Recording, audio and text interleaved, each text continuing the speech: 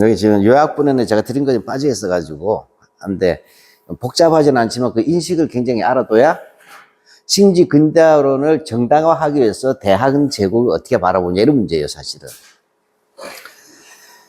이건 조금 이렇게 어려운 거 아닌데, 우리가 좀 이렇게 이양 누리하지만 역사에 대한 이제 것 중에 하나가 조선 후기를 어떻게 볼 것이냐가 굉장히 중요해요.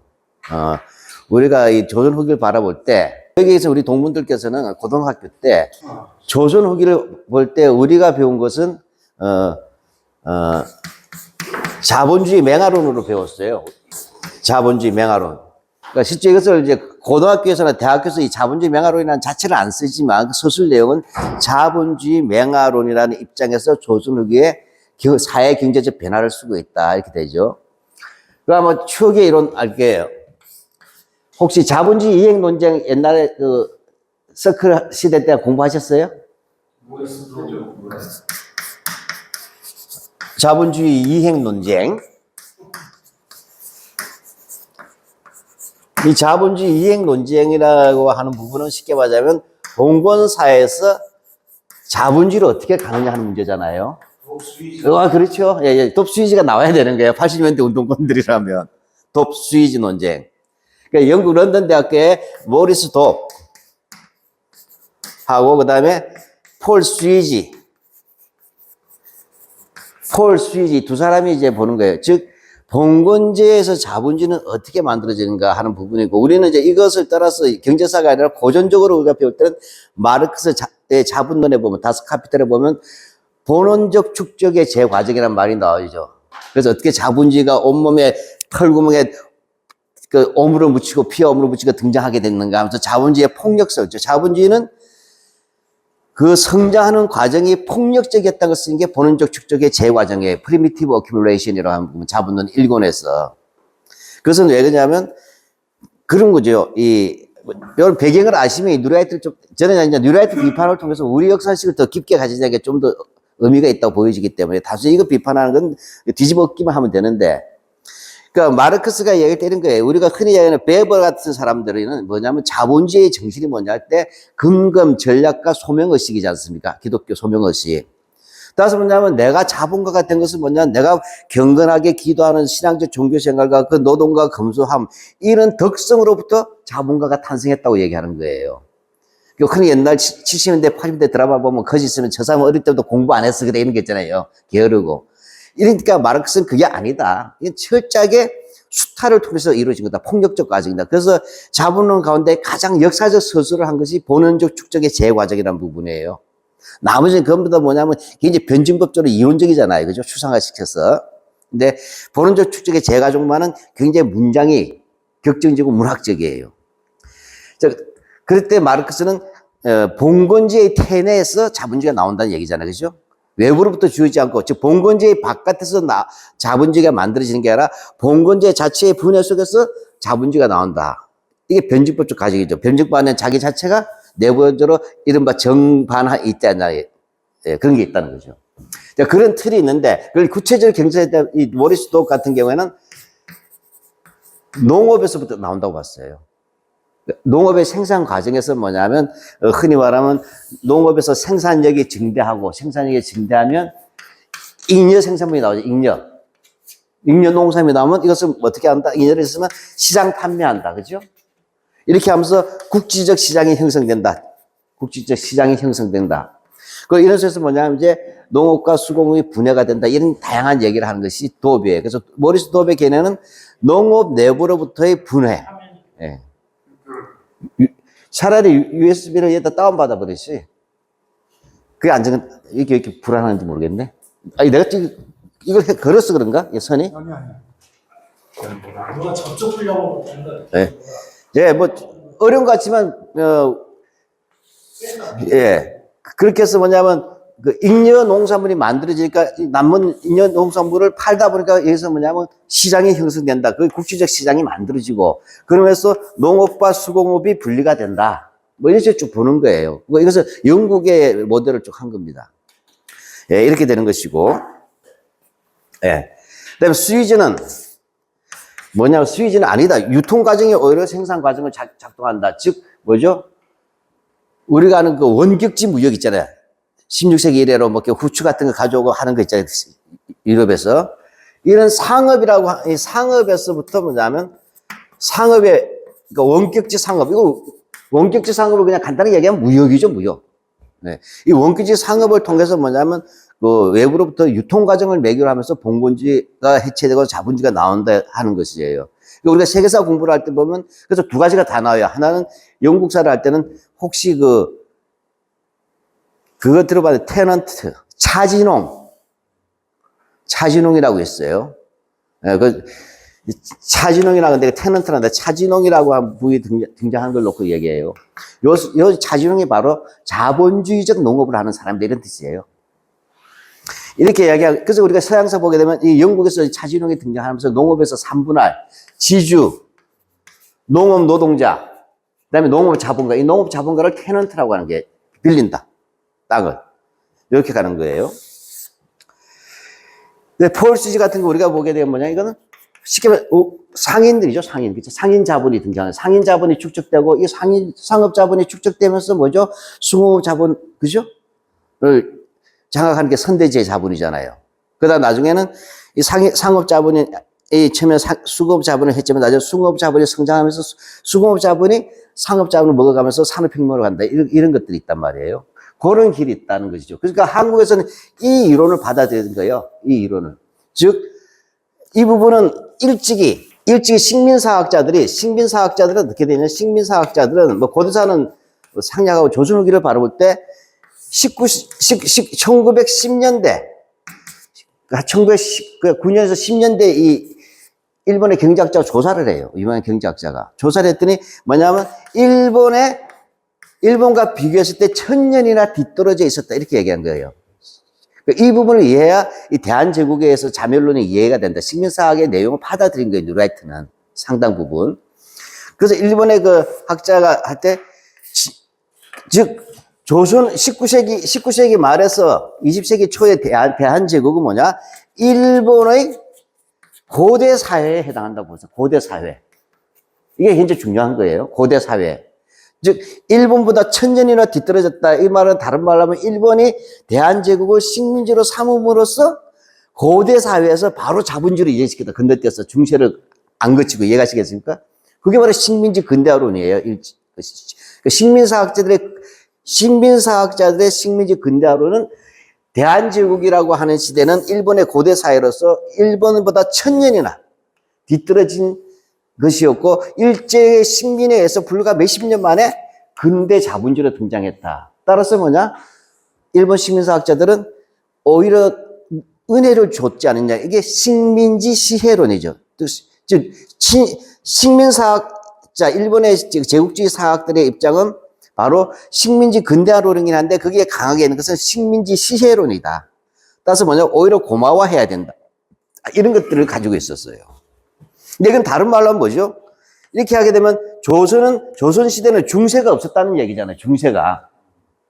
우리가 마르크스 했던 고전고대, 원시공동체, 고전고대, 그 다음에 중세 봉건제, 그 다음에 근대 자본주의, 그 다음에 넥스트 스테이지 사회주의 혁명 이렇게 가잖아요.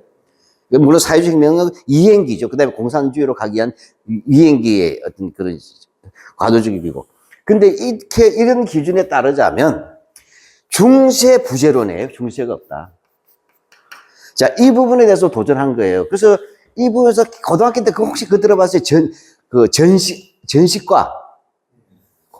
그래서 제일 쉬운 문제 많이 나오는 게 왜? 전시과에서 얘기 나오는 게 뭐 전지하고 시지가 중요한 게 아니라 이 전시과에서 보면 광범위하게 공전과 사진이라는 게 있다. 이런 이야기 많이 들어보셨죠? 근데 고등학교 때 왜 가르치는지 모르는 거야. 암기한 거예요. 그때 핵심이 뭐예요? 이때 공과 사라는 것이 공전하고 사진이라는 게 있는데 공전하고 사진이라는 게 있다. 이게 무슨 맥락이냐면 이렇게 착각을 하는 거예요. 공전은 보면 국유지 같잖아요. 퍼블릭 랜드니까. 그 다음에 사전은 프라이빗 랜드니까 이건 사적 소유권이 있다. 그래서 공전과 사전인데 전시과는 공전에 관한 문제잖아요. 근데 이걸 가지고 고려대학교에 강진철 교수라고 기억나세요? 아, 그 강진철 교수를 모르는 세대가 학번이구나. 저는 그 마지막으로 들었는데 강진철 교수님. 그분이 뭐냐면 이 공정과 사조는 소유권이 아니다. 즉 국가가 소유권을 가지고 있으면 공전, 그 다음에 개인이 소유권을 가지고 있어서 사전 이렇게 판단을 했는데 그동안 일본 학자들은 그리고 공전이 지배적이었다 본 거예요. 그러니까 국유제가 지배적이라는 얘기는 사적 소유가 발전하지 않았다는 얘기잖아요. 그만큼 농민 분해가 안 된다는 얘기 돼요. 옛날에 추억이 한 40년 전에 학습할 때 하세요. 경제사 시바라 책 한번 생각하시면 돼. 경제사 총론. 근데 이걸 강진철 교수 뭐냐? 아니다 보니까 이 부분은 소유권에 따른 구분이 아니고 뭐였다? 수조권에 따른 기준이었다. 수조권. 이 이야기예요. 그 무슨 얘기냐면 이미 이 토지는 관념적으로는 다 공전이에요. 왕토가 있으니까. 그것이 뭐냐? 네가 소유권 가진 이유는, 현재 개인적으로 소유권을 가진 이유는 국가가 그걸 있는 관념적 소유란 전제 속에서 개인적 소유권이 있다. 이런 뜻이에요. 그럼 공정과 사전은 뭐냐? 이거 이렇게 된 거죠. 관리가 우리 이제 박 선생님이 이제 공무원이 되셨잖아요. 그 봉급을 받으셔야 되잖아요. 봉급. 근데 농업국가니까 쌀로 줘야 되잖아요. 그 경기도 요 일대는 뭐냐면 공전으로 지정했다는 거예요. 전시로. 그러면 그렇게 되면 이 공전에서 나오는 것을 국가가 몇 분지 몇을 떼가지고 주는 거잖아요. 요럴 때 소유권을 갖는 게 아니라 이렇게 세금을 걷는 거 비슷한 거예요. 생산량의 4분의 1이었잖아요. 고려시대는. 과정법은 10분의 1로 다운되는 거고. 왜냐 국가가 바뀌니까 선심을 써야 되니까. 이렇게 해서 걷어서 주는 요 권리가 수조권이지 소유권이 아니다. 따라서 공전이나 사전 모두 공이 뭐냐면 민전이었다는 거예요. 다만 요 공전 요 부분은 국가가 공무원의 봉급 주기 위해서 이렇게 일부를 떼다가 주는 방식이었다. 따라서 이 자체가 뭐냐면 근본적으로는 그 민전 사적 소유랑 기본석에서 이해를 해야 되고 다만 그것이 이 왕토라는 그 봉건 그 관념이 중충되어 있을 뿐이다. 관념적으로. 그러니까 실제적 토지 소유는 다 사전에 이런 얘기 이해하시겠죠. 그 계속 그러니까 뭐냐면 시험 문제 나온 게 왜 전시가든 가정법이든 뭐냐 거기서 공정과 사전의 기준은 토지 소유권에 관한 분류가 아니라 수조권은 국가가 갖느냐 개인이 갖느냐의 문제였다 이거잖아요. 그 사전 같은 경우에 사전에는 뭐냐면 사전은 민전인데 여기서 뭐죠? 지주하고 전호 관계도 있을 수 있잖아요. 그렇죠?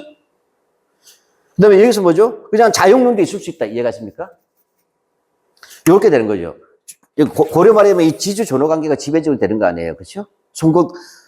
소작이 농민들은 송곳 꽂을 땅 하나조차 없다가 무인정부 시대다. 그러니까 이런 배경을 좀 이해하시면 좋겠다. 이양 오늘 들으시니까. 그래서 옛날에 고등학교 때 국사책에 배웠을 때 왜 과정법과 전시법 할 때는 이것이 수도권에 따른 분류라 하는 부분은 바로 일제가 얘기했던 조선은 사적 소유가 발달하지 않은 원시 공동체 사회에서 뿌리 깊게 내려왔던 아시아적 생산 양식이라고 하는 것도 있었죠. 옛날 말 들어봤죠. 아시아적 생산 양식. 공동체가 분해되지 않은 가운데 고대 노예제 사회로 갔는데 거기서 머물고 있었다. 19세기까지. 이 낙후의 딱을 얘기하는 거예요.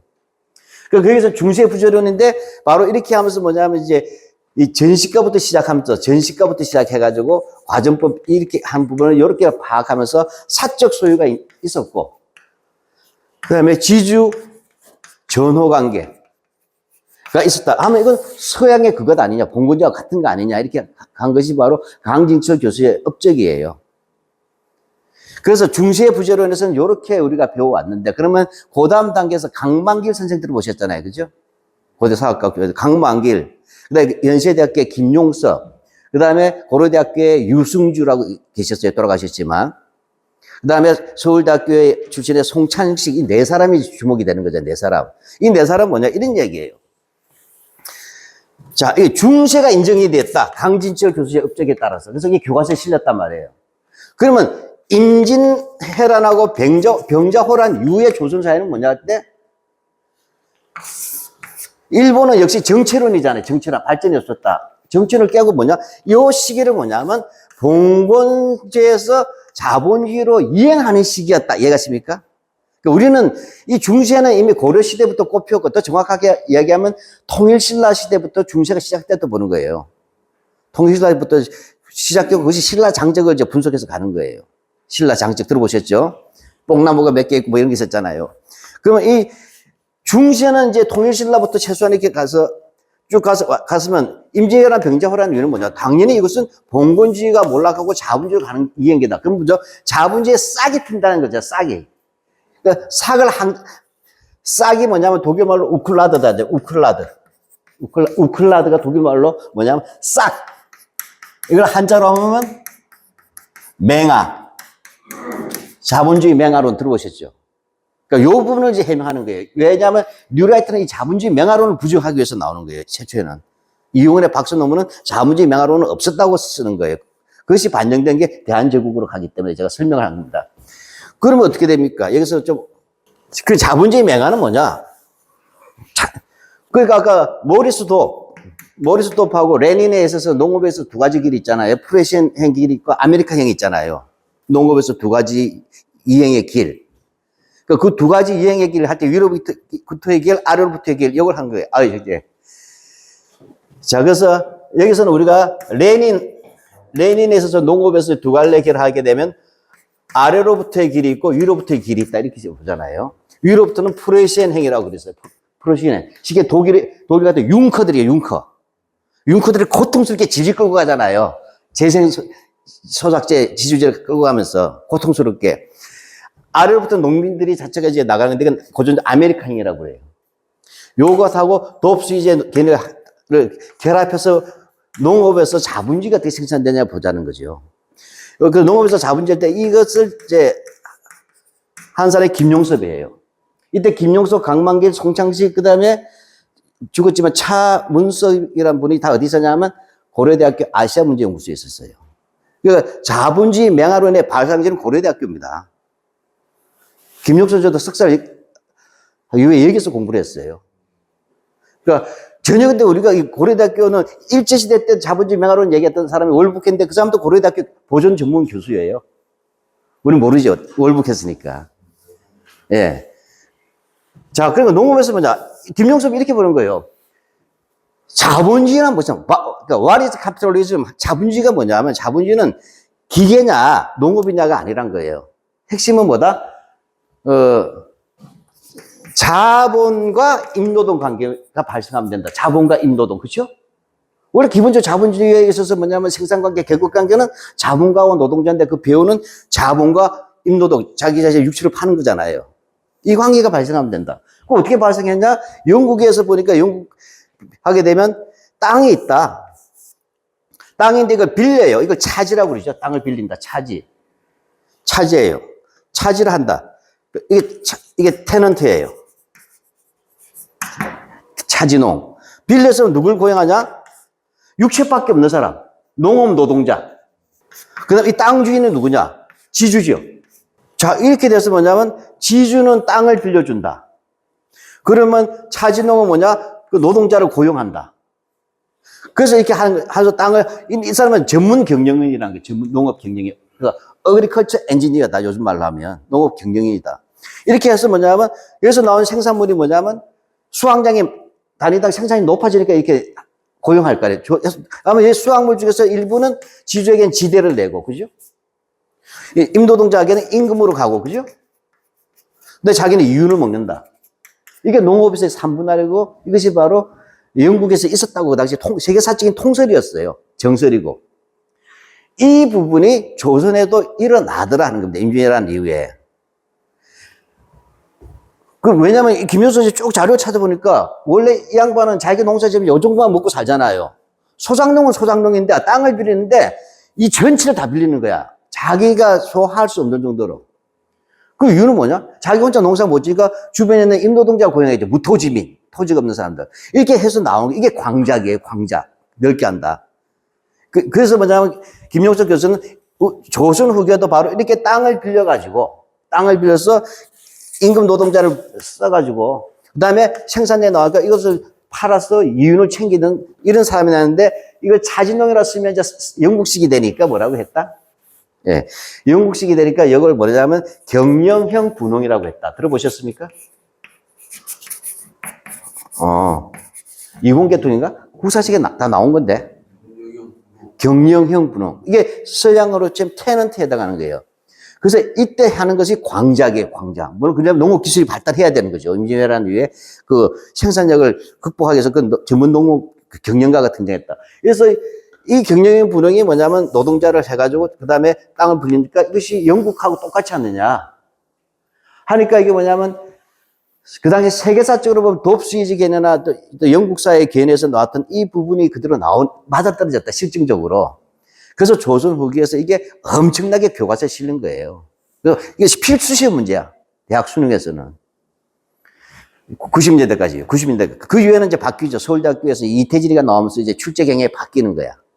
그때는 좀 다르겠는데, 어쨌든 이해는 가시죠. 뭔지 몰라도. 아, 이런 게 있었다. 농업에서 이게 있었다. 그럼 농업에서 있으면, 이거 도업인데, 그 상업도 보자, 상업. 상업에서는 아까 보자, 원격지 무역이 있었죠. 원격지 무역. 이 부분은 한 분이 강만길 선생의 박사 논문이에요. 강만길 교수님의. 그래서 그 잘 보면, 강만길 교수 보면, 임진왜란 위에 보면, 이런 게 있었잖아요. 임진왜란 위에 상업이 민영화된다. 특히 국경 무역이 만들어지잖아요. 국경 무역. 그래서 밀무역 있잖아요. 밀무역 같은 게 열린다고 하잖아요. 그 어주 같은데.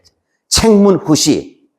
후시라는 것은 뒷구멍으로 이게 물건 팔아먹는다는 뜻이에요. 밀수예요. 쉽게 말하면 밀무역.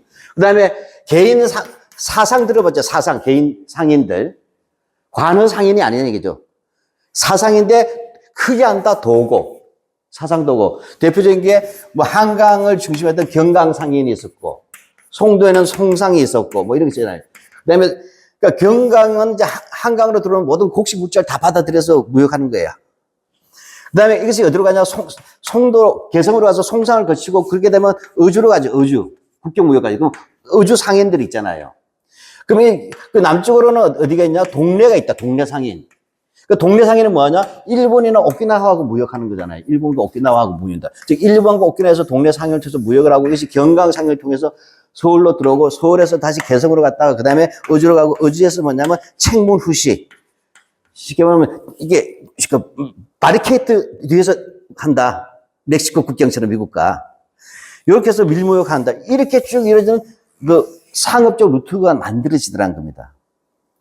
이런 상업적 루트가 만들어지고, 이런 속에서 뭐냐면, 이 경강상인이 축적을 하잖아요, 축적. 이 축적을 한 것들에 대한 돈을 둘러서서 뺏기 위한 사업인 거예요. 노론과, 그러니까 서인이죠, 그 당시에는. 서인. 그러니까 남인의 대결한 거예요. 그랬을 때 뭐냐면, 노론이 많이 해먹던 게 뭐예요? 서울에 있었던 그 유교전에서 돈을 많이 받아먹었는데, 이제 난전이 많이 쓰잖아요. 그러니까 허가 없이 잡상에는 못한다. 이게 금남정권이잖아요. 그러니까 이렇게 해서 이렇게 금남정권을 설치하면서 이 대신 관어 상인들, 종로의 유기전 체제였던 이 상인들이 여기서 난전을 금하면서 자기들은 이제 돈을 내야 되잖아요. 요게 정치자금을 누구에게 냈다? 노론에게 줬다는 얘기죠. 노론에게. 그러니까 왜 금남정권은 난전을 금하는 건데 이걸 철폐해버려. 남인 정권이. 남인 정권을 철폐한 이유는 이제 뭐냐면 보따리 장사 길에서 해도 된다 이 이야기잖아요. 그러니까 유교전에서는 뭐예요? 자기들이 갖던 특혜가 사라지니까 정치자금을 줄 이유가 사라지잖아요. 그러니까 노론에게 가는 정치자금이 끊어지는 거예요. 이런 부분이 있고 우리가 이런 것들이 금난정권 철폐하고 관계가 돼 있다. 그러니까 이런 부분들을 쭉 하면서 상업에서 뭐냐 이렇게 해서 축제된 게 상인자본이었다. 이게 강모의 선생이 된 거예요. 그래서 이 상인자본이 시작되었다. 그러면 이 상인자본이 축적되게 하면 이것이 뭐냐? 19세기 말에는 산업자본으로 가야 되는데 바로 그 전 단계까지 왔다가 강모의 선생의 박사 논문이에요. 그러니까 이것도 교과서에 실린 거예요. 78년도 이후에, 그러니까 80년대 한국 고등학교 교과서에. 그러냐? 수공업도 그렇지 않냐? 수공업. 수공업에서 우리 점촌 들어보셨죠? 점촌. 안성의 수공업, 그러니까 쉽게 수공업 단지가 만들어지다. 수공업 단지. 그래서 안성 유기 같은 게 있잖아요. 이렇게 해서 과거에는 이것이 전부 다 국가의 공력처럼 이렇게 했는데, 이제 뭐죠? 개인 마치코바가 생겼다. 공장이 이해가 됩니까? 그 수공업 수준에. 그럼 이 수공업 수준에 나왔다. 이거 송찬식 선생이 냈는데, 송찬식이라는 사람이 내서 죽었어요. 이 아들이 고대 출신이에요. 고대 사학과 출신이에요. 송찬식 선생의 아들이. 그 수공업 자본이 발달한다. 그럼 이 수공업 자본이 발달하면 이것이 나중에 산업 자본으로 가는 게 산업 자본으로 가야 된다. 이해가 됩니까? 즉, 여기서는 상인 자본이 있었고, 여기서 수공업이 낮은 차원에만 시작됐지만, 이 두 개가 결합하게 되면 선대 자본이 되는 거예요. 선대 자본. 정기적 자본이라고, 또는 상인 자본이라고 하죠. 서양사에서는. 그것이 그 다음에 상인 자본이, 그 다음에 산업 자본으로 가고, 산업혁명으로 간다. 바로 17, 18세기는 이런 이행기였다고 얘기하는 거예요. 그럼 중요한 것은 뭐예요? 산업혁명이 일어나야 된다. 산업혁명, 그죠? 산업혁명 하려면 뭐가 있어야 돼요? 광업이 돼야 돼요. 광업. 이해가 가시죠? 철광업. 그러니까 뭐냐면, 그러면 광업도 하자. 광업. 이거는 이제 고대 유승주 교수님이죠. 그랬더니 이 광업도 똑같다는 거예요. 해봤더니, 그전에는 광업하게 되면 이 지역에 있는 광산이 있으면 국가가 있으면 수령이 그걸 관리해요. 그래서 거기다가 뭐냐면, 일종의 뭐냐면 국가 노가다. 노역이죠. 노역. 조용조 할 때. 그래서 노역을 해가지고 무료로 가서 캐가지고 이제 바치면 여기서 이제 이 수령이 이걸 해서 금은을 세공시켜가지고 국가에다 진상하잖아요. 그러면 명나라에서 그거 좀 가져와 이렇게 되는 것이고, 세종이 열받아서 광산을 다 폐광시켜버리잖아요. 왜 자꾸 중국에서 달라고 하니까 하지 마라. 이렇게 해서 광업이 지체가 됐는데 조선시대에 되면 전문적인 광업 기술자가 등장했다. 광업 기술자. 그래서 이들이 뭐냐면 수령이 있어. 또는 개인 땅이 있을까, 선산 같은 게 있을까, 선산. 거기에 뭐냐면 광산이 있다는 걸 자기는 아는 거야, 기술자니까. 그럼 수령은 뭐냐, 자기가 일일이 뭐냐면 백성들 동원해가지고 그 중에서 금은을 철을 얼마나 한다는 게 피곤하잖아요. 자기 전문가도 아니고. 그런 건 뭐냐, 나한테 그 채굴권을 넘겨달라. 그럼 그 수령은, 그래, 알았어. 그럼 그 산을 채굴하고 권리를 줘요. 그럼 이 사람이 뭐냐, 여기 놀고 먹는 그 농업 노동자들 있잖아요. 이걸 고용하는 거야. 그래서 이 사람을 요즘에서 광부를 채용한다 이렇게 보시면 돼요. 그래서 광부를 채용해서 쭉 나오는데 여기 국가에게 대한 10kg만 주면 되는데 한 15kg 나왔다. 이해가시죠? 그럼 10kg 주고 5kg에서 임금 주고 나머지 자기가 먹는 거잖아요. 이렇게 하는 이 사람은 뭐라냐? 덕대라고 불렀어요. 덕대. 이게 덕대 제도예요. 이 사람도 뭐죠? 일종의 지주잖아요. 그러면 농업 노동자, 노동. 나는 이윤을 추구하는 게 자본이잖아요. 시장 판매. 이렇게 하는 민간 덕대제가 등장한다. 뭐 이 네 개를 가지고 해서 이 네 개가 다예요. 자본주의. 그러면 이것들이 장기적으로 이 광업이 앞으로 개발되면 이게 뭐냐? 철광석이 나오고 나오면 뭐죠? 이제 증기기관차 만들어내죠. 석탄 채용. 그러니까 그 산업자본으로 가기는 아주 아직은 본격적인 자본주의 아주 맹하 상태.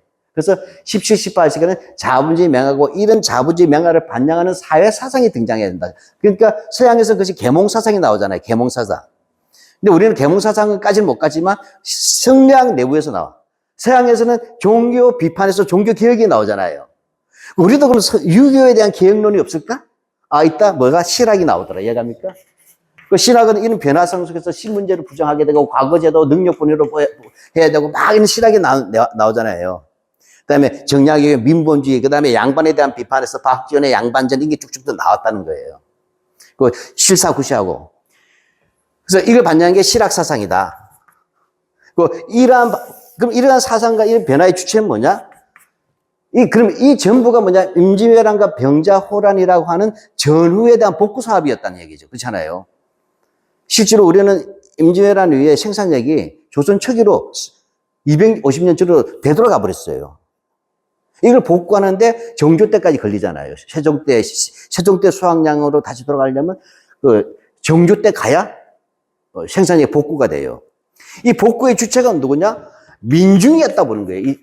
즉 한국의 자본주의 명하던 김용석, 강만길 이런 사람들은 민중 주체 역사가 날 때 이 모든 농상수 광업에 있어서 뭐냐 이러한 새로운 생산력의 등장이라는 것은 그 절체절명의 국난 극복의 위기에서 실제 뭐냐면 전후 복구 사업에 했던 주체들이었던 이러한 민중들과 그 다음에 뜻에 있는 실용적인 학자들, 실학자들이 그런 광범하게 있었다. 이들이 이루어낸 것으로 보는 거예요. 그러니까 그렇게 됩니다. 따라서 이 민중들, 따라서 그 다음에 당연한 거예요. 이 실학이라는 것이 지배하는 지배층에서 나온 개혁 사상이라면 민중에서 나오는 게 뭐예요? 이런 것을 반영한 게 훗날 동학을 나오게 되지만 그래서 민중들이 뭐죠? 스스로 뭐냐면 그래서 조선 후기에 민중문화의 발전이라는 게 나오죠. 그래서 판소리도 나오고 양반인지 개다리 수반인지 이런 식으로 나오죠. 양반 비판하는 것이 나오고 이렇게 나온다 해서 민중들의 성장을 바라보는 거예요.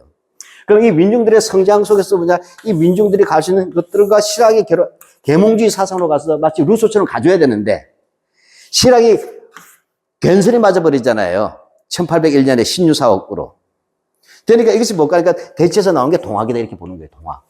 그러니까 그래서 패건 아이디어, 민중 사상이 이렇게 동학으로 표출되게 된다. 이게 조선 후기에 대한 자본주의 메가론의 구성 틀이에요.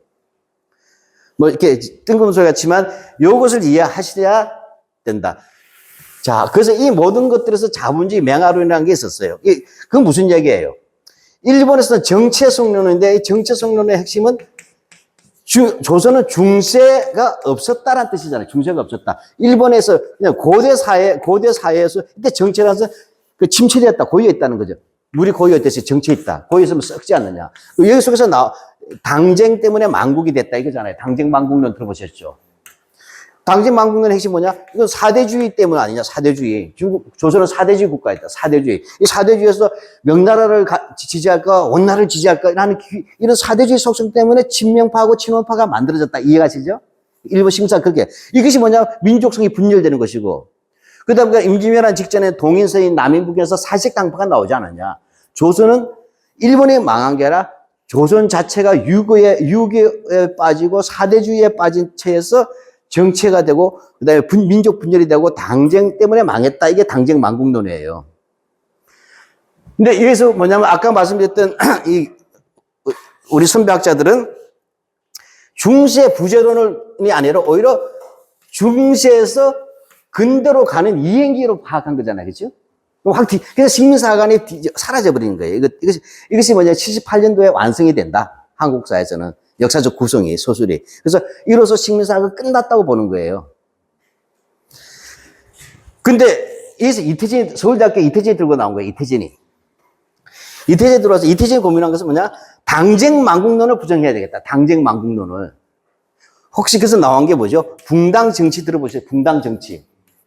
그래서 요즘 이게 시험에 나와요, 무조건 수능에는. 서울대학교가 결심하면 시험 문제 반드시 나오잖아요. 이건 이거죠. 그러니까 이태진 교수 같은 경우는 뭐냐? 자본주의 맹화론자들은 기본적으로 사회경제학자들이나 막스주의를 받아들이는 경우가 많아요, 이론적으로. 진보적이었단 말이에요. 근데 이태진 교수는 그게 아니야. 이렇게 본 거죠. 임진왜란이 있었다. 병자호란인데, 특히 임진왜란인데, 조선 1392년부터 1592년, 임진왜란까지 200년밖에 안 되지 않느냐. 근데 1910년 하면 이건 뭐죠? 최소한 300년이 넘지 않느냐. 그러니까 이태진의 문제식이 이거예요. 강망절 선생 같은 사람은 조선 후기는 망했어야 된다는 거예요. 조선 왕조가. 망해야만 다른 정권이 있어야지 뭐죠? 바이탈리티가 있다. 왜냐면 지배층이 양보할 수밖에 없잖아요. 어느 정도. 근데 더 지속되면서 왔던 게 문제라는 게 강망절 선생의 인식이에요. 이 사회는 변하고 있는데 정치적 계획이 안 일어났다는 거예요. 근데 이태진은 반대로 보는 거야. 그 강망절 선생이 민중이 좀 더 성장해야 된다는 거죠. 근데 이태진은 여기가 더 길었다는 이유는 뭐냐면 여기가 더 길었다면 오히려 여기에 탄력성이 있었다고 보여야 돼요. 탄력성, 지배계급이. 이게 중요한 거예요. 그러니까 이태진은 임진왜란 이후에가 조선 왕조가 더 길었다는 이야기는 망하는 게 아니라 더 잘 살았다는 얘기 아니야. 더 길게 갔으니까. 따라서 뭐냐? 이 뒷부분은 긍정적으로 보자는 게 이태진이에요. 이태진. 그런데 자기가 볼 때 그게 뭐냐? 그런데 이때 있어서 그러면 전후개혁. 복구사업이죠. 복구사업. 이 전후개혁에서 실학자들은 별로 역할이 없었다고 주장하는 게 이태진은. 실학자들 해봤자 그 사람들이 시골에 있는 학자들과 요즘 말 공무원 생활도 안 해본 것들이 무슨 국가를 운영하냐 이해가십니까? 반기, 유형원, 성호익 벼슬 한 적 없잖아. 박지원 연암에 가서 농사 짓다 실패한 놈이잖아. 실패해놓고서 뭐냐 관웅소처 쓴 거 아니야. 실패담이지 않냐 농업에. 그렇죠. 정약용 하나 정도만 인정하는데 얘도 1801년 이후에는 귀양세례 가서 끝났다. 정약용 하나인데. 따라서 뭐냐, 이때에 있어서 뭐냐면 핵심은 뭐다? 이때에 있어서 개혁의 주체는 민중이나 실학자가 아니라 그냥 지배 계층인 거예요. 양반들. 그러니까 관료들이죠, 관료. 이들이 있었다. 이들을 인정하자는 거예요. 실제로 우리가 아는 대동법이니 뭐냐면 그 균형법 다 이것도 실학자들이 한 게 아니라 이 조정의 관료도 요즘 공무원들이 다 한 거 아니냐. 따라서 이 지배계급이 아주 탄력적으로 하고 이들이 전후복구의 주체였다는 거예요. 그 전후복구의 주체라면 이들이 다른 말로 사대부라고 하죠. 사대부, 그죠? 벼슬하지 않으면 사요. 벼슬하면 대부잖아요. 물론 여기서 이제 몇 급 이상이라고 등급으로 나눠지지만 그 필요 없고. 그럼 이 4대부인데, 이 4대부는 유리만 아니냐? 그 사상 유교 아니냐? 이 4대부인데, 따라서 뭐냐면 이 이태진은 뭐예요? 이 4대부가 조선 후기를 능력껏 잘 끌고 왔다는 거예요. 그럼 이 4대부가 어떻게 만들어졌냐? 알고 보니까 15세기에 뭐죠? 우리 훈구파하고 살인파의 대결 들어보셨죠? 훈구파 대 살인파의 대결이 있었다. 이때 살인파가 이기지 않느냐, 조광조 그룹이. 얘들이 뭐냐면, 유교적 이상정치를 하려고 했다. 유교적 이상정치. 그래서 뭐냐면, 그러니까 이들은 지방에서 유향소 같은 걸 설치하고, 그래서 향음주례 같은 거하고 유교적인 의뢰하면서 지방에 유향소를 설치하고, 그 다음에 이들이 중앙정계로 진출했다가 사화를 당해가지고 많이 죽잖아요. 당하니까 내 고향에 가서 서원을 만들자, 서원. 이렇게 해서 베이스 캠프를 차린 다음에 가족, 이들이 등장하다 드디어 임진왜란 선조 때 와서 명종 이후에, 을사사화 이후에 명종 때를 지나서 선조가 들어서면 드디어 사림이 정권을 장악하고 훈구파는 사라졌다는 얘기잖아요. 바로, 그래서 이 살인파, 다시 말, 사대부, 사림들이 주도하는 사회라는 거예요.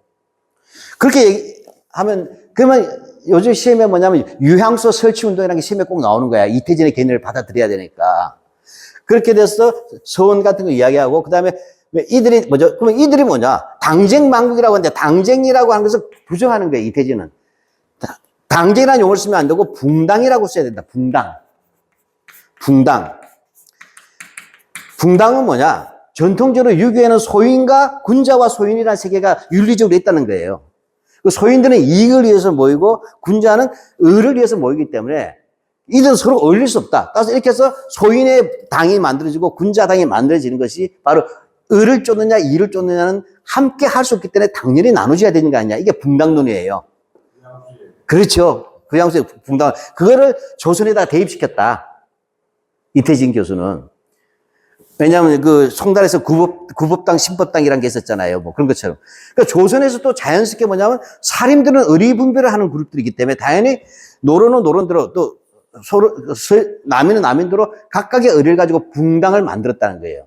이것이 뭐냐? 중세적인 정당 정치. 이것을 나는 붕당 정치라고 부르겠다. 이것이 이태진 교수예요. 그래서 이렇게 하면서 당쟁 망국론을 부정하는 거예요, 이태진은. 그래서 이태진은 이렇게 해서 그래서 붕당 정치를 이야기하는데 이 붕당 정치를 했는데 문제는 이 사람의 뭐 때문에 잘한대. 갑자기 장희빈이 막 죽이잖아. 숙종 때 막 서로 죽이잖아요. 이른바 국면을 자꾸 전환시켜내잖아요. 정치 탄압으로. 그게 환국이라고 하죠. 갑수로 환국 이런 거 들어보셨죠? 환국이라는 것은 뭐냐? 국면이 바뀌었다는 것은 정파가 교체가 이루어졌는데 어떻게? 피를 통해서 이루어졌다는 거예요. 그러니까 이제 가장 많은 비판을 받는 것은 이 붕당 정치가 좀 유지되다가 숙종 때 와서부터는 뭐냐면 붕당 정치가 와야 되긴 했다, 잠시. 이게 이태진 개념이에요. 근데 사라진 건 아니다. 그 다음에 먼저 영조, 정조 때 탕평책 나오지 않았느냐. 자, 따라서 이 부분은 조선의교를 당파성이나 민족성으로 바라보지 말고 이런 중세적인 정치 질서로 보자. 붕당 정치라는 개념을 보자. 하고 이제 황국이란 일시적 위기는 있었지만 영조 정조 때 못 떨어지게 했지 않았냐, 탕평적으로. 그 조선의 제2의 르네상스가 오지 않았냐, 이게 이태진 개념이에요. 그래서 영정조 때가 뭐냐면 르네상스고 이 시기를 뭐라고 부르냐면 그래서 정조는 뭐다? 계몽정제 군주다. 프로이센의 프리드리 대왕 들어보셨죠? 와 비견되는 계몽전제 군주라고 하는 그걸 세우는 거예요. 그러면 그 다음에 이렇게 되니까 그러면 이태진 교수 고종이 그 논란의 인물 고종이 되는 거예요. 고종. 제가 이렇게 길게 설명하면 배우를 알아야 이쪽을 이해해요. 뉴라이트를. 고종은 뭐냐? 우리 고종하면 만국의 군주잖아요. 을사누기약하고 정미조약부터는 순종이지만 순종 왕으로도 안 치니까 대체로. 고종은 뭐냐? 고종에 대해서 뭐냐면 뭐라고 하냐면 태종과 이방원이 태종과 정조를 합치는 임금이라고 해요. 정조를 합쳤다. 이렇게 보는 게 이태진 교수의 견해예요. 그러니까 여기서부터는 뭐냐? 아, 이태진 교수도 맛이 갔구나 해요. 태종은 대단한 거잖아요. 사실 태종이라는 사람을 빼고는 할 수가 없단 말이죠. 이 태종과 정조를 합치는 임금이다. 따라서 이렇게 해서 뭐냐? 이 사람이 뭘 했다는 거예요. 그러니까 이제 근대화를 주축했다. 근대화. 유럽부터의 근대화를 하죠. 유럽부터 근대화. 이것이 뭐다? 광무 황제 알죠? 대한제국. 예, 그래서 광무 개혁. 즉 고종이 토지 조사 사업도 해요. 그게 광무 양전지기라고 하죠. 토지 조사하는 것이 양전, 토지를 측량한다는 거잖아요. 하고 소유권을 한다. 그 다음에 뭐죠? 전기도 일본보다 빨랐다. 경복궁에다 도끼부부를 넣었는데 전기도 일본보다 빠르지 않았냐. 그 다음에 경인선 몇 년도인데 일본의 철도보다 몇 년 빨랐다. 이해가십니까? 그러니까 그렇게 주장이, 일본이 더 빠르죠. 사실은. 철도가. 근데 전기는 일본보다 빨랐다고 얘기하는 거예요. 전차가 빨라. 아, 전차. 예. 그것도 정확하지 않습니다. 왜냐면 예. 도쿄보다 서울이 빨랐다고 교도 있었거든요. 예. 전차는. 하여튼 간에 이태진 교수는 그래서 중요한 거 이태진 교수가 간단한 거예요. 이 말의 핵심이 뭐냐? 일본이 없어서도 우리 스스로 대한제국시의 고종이 근대화를 하고 있었지 않느냐. 그러니까 일제 식민지가 없었더라면 우리 스스로 전차도 개발하고 그다음에 광업도 개발하고 금강들도 있었으니까 운산이나 그렇죠? 쭉 해서 자본주의로 갈 수 있었다. 그냥 금강 굉장히 중요하죠. 자본주의의 무적 기반이 되잖아요. 화폐도 되고 조세 급납화도 되고. 그래서 이제 바로 이 광무개혁론이 한 게 이게 따라서 우리나라에서 뭐냐면 자본주의 맹화론, 즉 식민사회를 극복하는 자본주의 맹화론 두 축에서 이루어진다. 하나는 민중적 세계에서 사회경제사, 농업, 공업, 상업, 광공업, 실학, 동학 여기서 바라보는 이제 진보주의 그룹이 있었고 한편은 뭐냐면 이와 다르게 지배계급의 탄력성, 바로 성리학자들, 사대부들이 위로부터 그 전후복구 사업이 됐고 이들이 붕당 정치를 통해서 탄력적으로 정치 위기를 관리해 나갔고 이런 속에서 영종조 때 탕평책이라는 권력적 균형 정치 요즘은 여당과 야당이 잘 이렇게 균형과 조화를 이뤄내다가 고종 때 와서는 만약 근대화를 하겠는데 안타깝게도 일제 식민 지배에 의해서 우리들의 스스로의 근대화는 저지당하고 왜곡당하고 말았다. 이게 이태지 교수의 견해 두 개가 나오는 거예요. 근데 전자도 이제 요즘 많이 부정, 실학도 너무 뻥튀기 됐다. 자본주의 명화도 너무 뻥튀기 됐어요, 사실은. 그래서 그 비판을 당하지만 그 대신 이태진 교수의 견해가 지금은 주류 견해로 됐다. 우리나라 교과서에는. 여기에 대해서 뭐냐면 이거 다 싹 다 거짓말이다라고 주장하는 게 뉴라이트다. 이해가십니까?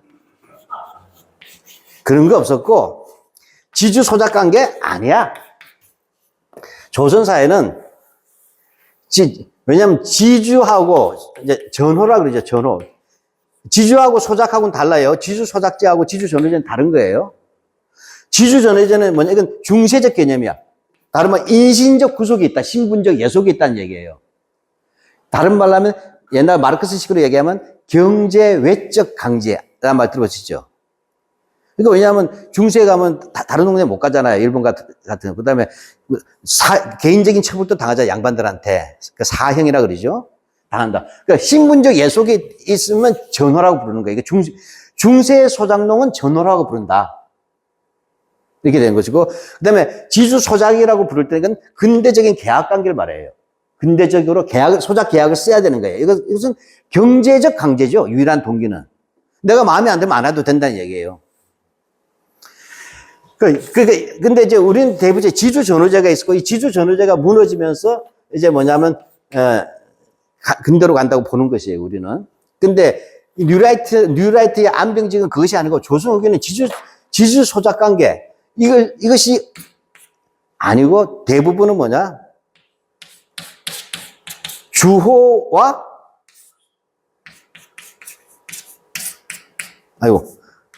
협포 이거 너무 협포로 봐야 된다. 지주 소작이라고 하는 것은 뭐냐면 예를 들면 그죠? 제가 지주 한 명에서 소작량 50명이나 100명씩 두는 거잖아요. 대토지 소유를 기반으로 하죠. 지주는 대토지 소유를 기반으로 해야만 성립이 되잖아요. 지주 전후 관계는. 근데 아니었다는 거예요. 그런 대농이 아니고 소농경제였다. 알겠죠? 소농경제. 그러니까 소농경제. 그러니까 300평에서 많아봤자 한 2, 3천 평 정도. 이런 게 주력이었다. 그 소농경제. 경영 규모가. 소농경제에서는 많은 소작농이 필요 없잖아요. 땅이 넘지 않으니까. 그건 뭐예요? 내가 주인이면 종들이죠, 종들. 그 한 집에 두세 명씩 종 두는 거야. 이 친구들이 농사 짓는 게 땅이 많지 않으니까, 크지 않으니까. 그때 내가 주호가 되고 있어 낑겨 사는 사람들이죠, 협호. 따라서 지주 전후 관계는 대토지 소유자라는 전제 속에서 조선국을 바라보고 이 대토지 소유의 모순, 즉 지주 전후제의 모순을 봐고 계급투쟁이 일어남으로써 중세가 붕괴된다고 보는 거예요. 그래서 그 전후들이 소작쟁이가 일어나야 된다는 거죠. 근데 주호 협파 같은 경우는 주인 밑에 더부살이하는 선언 명식이 있을까? 이건 혁명이 될 수가 없잖아요. 그렇죠? 요 경제가 손흥 경제고 이것이 아시아적 특질이라고 얘기한 게 아시아적 농업의 특질이다. 이게 중국이나 일본이나 중국과 조선에서 대표적이었다 보는 게 나카무라 사토루라는 사람의 이론이에요. 손흥 경제론. 그러니까 알고는 계십니다. 손흥 경제론. 그래서 지주 전호가 아니라 주호 협호라고 해서 몇 사람이 껴붙여서 산다. 거기서는 아시아적 생산 양식이라고 하는 것이 반영된 거다. 아시아적 손흥 경제다. 그러니까 서양처럼 지주 전호, 광범위한 대투지 소유자가 없었다고 보는 게 이게 이효훈의 박사 논문이에요. 그래서 이게 우수 논문으로 상을 받았어요. 상을 받았는데 교과서에 안 실리네. 한국 국사 교과서에 자기께. 여기서부터 삐지기 시작한 거예요. 이효훈이가. 내가 맞는데 왜 안 실어줄까 하다 보니까 아주 간단하게 그래. 나는 참 경제학과지. 국사학과 이놈들이 패거리 짓하는 거네. 그래서 국사학과의 그 집단적 이기주의에 나는 희생된 사람이라고 결론을 내려요. 이런 사람이 두 명 있어요. 하나는 이용훈이고 또 하나는 국사학과 출신이긴 한데 이제 그렇게 자기 걔네를 안 받아준다고 해서 민족주의 부정하는데 그걸 안 받아준다 해서 삐진 애가 누구냐면 윤해동이라는 친구예요. 식민지에서 회색시대라는 책을 쓴 친구예요. 문학 쪽에 서울대 문학과 쪽에 국문학과에 굉장히 큰 영향을 끼쳐요, 이 친구는. 근데 어찌됐건 이용훈이는 바로 그런 입장이었다. 예, 넘어갈까요? 예. 너무 길었죠? 근데, 예? 예. 왜냐면 이런 배경을 아시는 게 좋겠다. 도로 처음으로 가버렸네? 처음으로 가버렸네. 예. 협호 이런 말들이 예. 그 사람이 만든 말이에요? 아니면 어디에 뭐 사료나 자료에 있는 말이에요? 이제 호족대장을 보니까 호구대장이라죠. 호구대장. 요즘 씨면 주민등록번이죠. 그러니까 한 집의 주인을 주호라고 부르는데 거기에 협호라서 몇 사람이 있더란 거예요. 있어요. 예, 그러니까, 근데 문제는 이제 사실은 그 국사학께서는 김용섭처럼 지주 전후 관계도 존재하고 사료에 충분히. 그다음 정설로까지 좀 했지만 주어 협부 관계도 있더란 거예요. 둘 다 있으니까 실증으로 나왔을 거 아니에요. 그런데 뭐냐면 자문주의 명화론의 입장에서 봤을 땐 주어 협부보다 이 경영형 분홍 있잖아요. 이게 더 설명이 좋고 식민사 국부에서 자기들의 성과잖아요. 이걸 계속 통설로 제기한 것이고 여기에 대해서 이용호는 내가 맞는데 왜 내 거는 교과서에 안 실어주냐고 이제 분통을 터뜨리는 형국이다. 그러니까 이것 이상은 더 이상 논쟁이 안 나가요. 왜? 그 위에 사회경제사 연구가 끊어집니다. 이용훈에는 일제시대로 가버리고, 그 다음에 지금은 제 후배들 가운데 경제사 하는 후배들이 없어요. 고대 사학과에. 그러니까 정태영 교수가 마지막이에요. 그 밑에 한두 명, 나하고 같이 공부했던 후배들. 외에는 경제사가 안 하니까 이제 이 논쟁 자체가 사라졌다. 네, 이런 개념을 알고 이 주어 협파란 부분인데 여기서 말하는 손흥 경제론 자체는 뭐냐면 일본의 중천철이라고 동경대 경제학과 교수예요. 나카무라 사토루. 이 사람이 바로 이 뉴라이트의 경제 근다론의 배후 이론적 대부예요. 이 나카무라 사토루가 이 사토루라는 사람이 바로 아시아에서는 손흥 경제. 우리 같으면 조선 같으면 주호와 협호로 구성되는 손흥 경제 이렇게 되겠죠. 이 손흥 경제에 기반한 아시아적 특질이 있다. 아시아적 특질이 있고 이러한 기분이 뭐냐면 중국이나 그다음에 조선이나 일본의 근대화에 그런 손흥 양식이 어떤 식으로 존재했느냐에 따라서 각각의 차이가 나게 했다. 이해가 됩니까? 그래서 가장 바이탈리티가 있었던 것은 일본이었다. 그러나 어쨌든 이런 손흥 경제의 탄력성이 뭐로 간다? 닉스의 역사적 기원이 된다. 신흥공업국가, 아시아의 네 마리 용의 기원이 된다. 여기까지 가는 게 그 바로 나카무라 사토루의 이론이에요. 이걸 받아들인 거예요. 네. 넘어가시죠. 이건 넘어가야 돼요? 네, 아까 원래 했던 거 한참 갔었잖아. 예. 네. 다 했던 거잖아요. 예. 이제 버벅대나? 예. 좀 내가 조금 오버해서 설명을 했지만, 이렇게 알아두신 게 좀 좋겠다 싶은 게, 네, 쭉 안 넘어가죠. 내가 고려대학에서 단 한 번도 강의를 해본 적이 없어요. 내 전공이 공산주의가 석사, 박사인데, 고대에서 딱 옛날에 할 때는 뭐 했냐면 전통 문화재 강의했었어요. 그러니까 이런 강의를 해본 적이 없는 거예요. 요다. 예, 예. 자, 이렇게 알게 되면 이거예요. 따라서, 근데 기본적으로 뭐냐, 얘들은 식민지 근대화론을, 그러니까 이영훈이가 식민지 근대화론을 이야기하려면 전제가 뭐냐, 19세기가 낙후되어 있었다고 봐야 되잖아요. 그래야 효과가 극대적으로 나타날 거 아니에요. 그러니까, 자, 그러면, 이거 뭐 어려운 건 아니고, 이거 뭐, 그냥 들으시면 됩니다.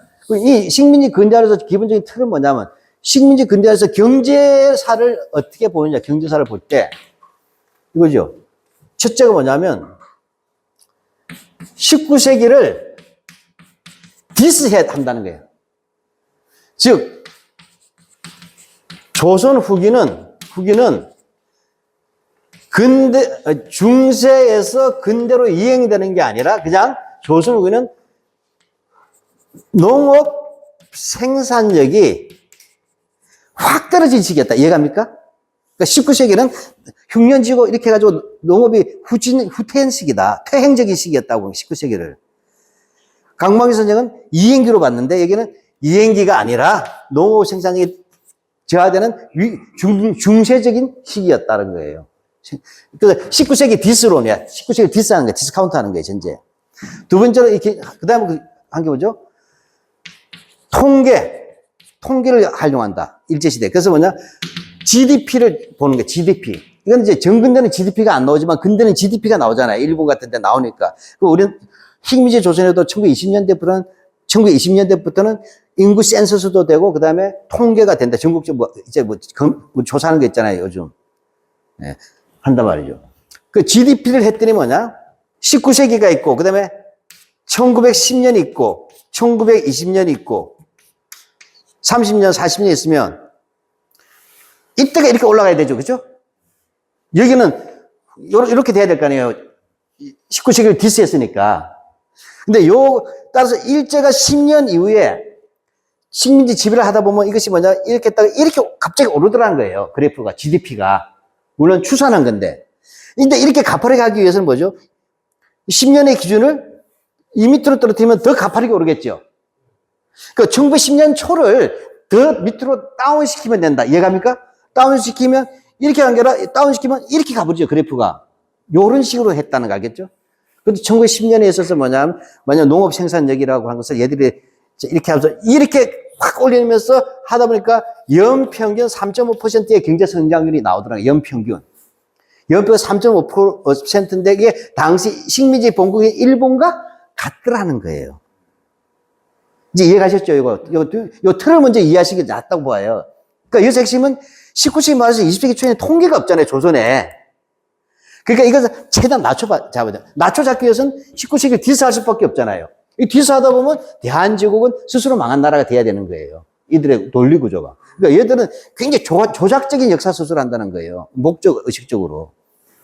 그래서 이렇게 해서 이걸 다운시킨다. 자. 이렇게 하고, 그 다음에 제일 중요한 건 38년부터, 특히 40년부터 45년, 요 시기는 전시 시기잖아요. 쉽게 말해, 공출 나갔는데 경제 성장이 안 되잖아요. 이때 시기는 통계에서 안 한다. 왜? 예외적인 시기다. 전쟁 중이니까, 이때는 다 전쟁이니까 통계를 정착적으로 만든다. 이렇게 하게 되니까 뭐죠? 여기를 안 뽑아보니까 평균 성장이 3.5에서 4.3%까지 나오는 거예요. 이해갑니까? 여기를 다운시켜버리고, 그 다음에 여기 자기들이 할 때 불리한 전시체적이 5년을 싹 빼버리니까 성장이 높게 나온다는 거예요. 이 사기를 이해하셔야 된다는 거예요. 그냥. 자, 그 다음에 어쨌든 이렇게 해서 일본과 비슷하더라 한 것은 다른 말로 하면 차별 없는 식민지. 이해가 있습니까? 그 개념이 성립하는 거예요. 차별이 없었다. 그 다음에 그래서 전체적으로 이 성장이 있어요. 성장이 있으면 그 다음에 우리에 계신 분들도 충분히 논문 쓸 수가 있어요. 뉴라이트처럼. 그 뭐죠? 경제 성장을 했다. 경제 성장했다가 이 표로 연평균 3.5% 일본과 비교하니까 그것이 본국과 비슷했다. 아, 그럼 좋죠. 성장했으면 성장의 효과를 봐야 되잖아요. 성장의 효과, 그죠? 성장 효과가 뭐예요? 간단하죠. 인구 센서스 뽑으면 되잖아요. 인구 센서스. 인구 통계가 나오니까 23년부터인가. 그때 뭐냐면 일제 전 시기에 그쳐서 인구가 1,000만 명이 증가했다는 거예요. 1,000만 명. 그건 무슨, 간단한 거지. 적어도 우리가 중국 공산당 보고 15억 인구를 먹여 살리는 그것만 해도 대단하다 이런 말 쓴 적이 있잖아요. 여러분 아무리 떠들어봤자 이건 진실이다. 3.5% 성장시켜주고 그 결과 뭐냐? 인구가 1,000만 명이 늘었다. 이제 35년 동안에. 엄청난 인구 증가 일이잖아요. 그렇죠? 즉 조선시대 때는 뭐 인구가 이게 막 다산다사로 살았는데 일제에 의해서 인구가 증가하면서 1,000만 명이 늘었다. 그래서 그만큼 먹고 살기 좋게 해줬다는 얘기 아니냐. 그렇죠? 그래서 이거 인구 센서스를 통계내는 거예요. 그럼 여기서 부정을 못 해. 여기서 무슨 사기가 있겠어, 여기서는. 의학행 보고 이제 그건 이제 후속이고. 전제에서 뭐냐면, 조선후기 인구를 작다고 봐야 될까요, 역시. 근데, 그건 이제, 그 대한제국시에 조사를 할 때 보니까 인구가 별로 잘 추계가 안 돼. 보통 이제 우리는 한 2천 몇백만 원 본단 말이에요. 2천 몇백 보는데, 얘들 그렇게 아마 천 몇백만 원 보는 거예요. 그 이유는 뭐죠? 그 조선시대에 있어서 인구 센서스는 달라요. 호주만 봐. 그 옆에 끼어있는 깨부치들 있잖아요. 여자들인 것들은 별로 주목하지 않은 거야. 왜? 진세의 대상인 사람 있잖아요. 정을 중심으로 파악하는 방식이잖아요. 즉, 조선시대는 개별 인자가 아니라 한 가구 내 호주를 중심한 인적 파악이다 보니까 깨부치 되는 사람들이 많이 생략이 된다는 얘기예요. 그러니까 그걸 인정 안 하니까, 따라서 여기서도 똑같이 19세기 말에서 20세기 초에 인구를 다운시켰겠죠? 그 자연히만 1,000만 명이 늘게 되는 거예요. 다시 말해, 19세기 후반에서 20세기 초에 대한제국의 인구 조사의 특수성을 감안하지 않고, 그걸 다운그레이드 시킴으로써 마치 1,000만 명이나 일제시기에 증가하는 효과 같은 착시 효과를 가져왔다. 이거예요. 이게 어렵지 않죠? 예. 아까 그 다음에 우리 동문이 얘기했대. 그 다음에 이 인구 증가했던 이유가 뭐냐지. 경제 성장하고 인구가 증가했다는 것은 뭘로 보완돼야 되냐면 보건과 위생이 잘 됐다고 해야 될까요? 그렇죠? 수명이 늘었다고 해야 될까요? 수명이. 그러니까 여기서 그 다음에 보건하고 위생.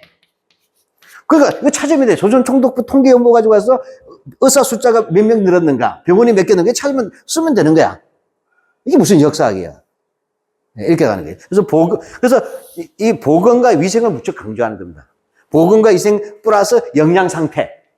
영양도 좋아졌다. 그 다음에 키가 커졌다고 얘기해야 되겠죠. 1인당 쌀 섭취량과 키, 이게 나오는 거예요. 그러니까 이건 사실은 역사학자 아니더라도 이런 누리할 때 틀대로면 저도 그냥 책 쓰겠어 안 보고.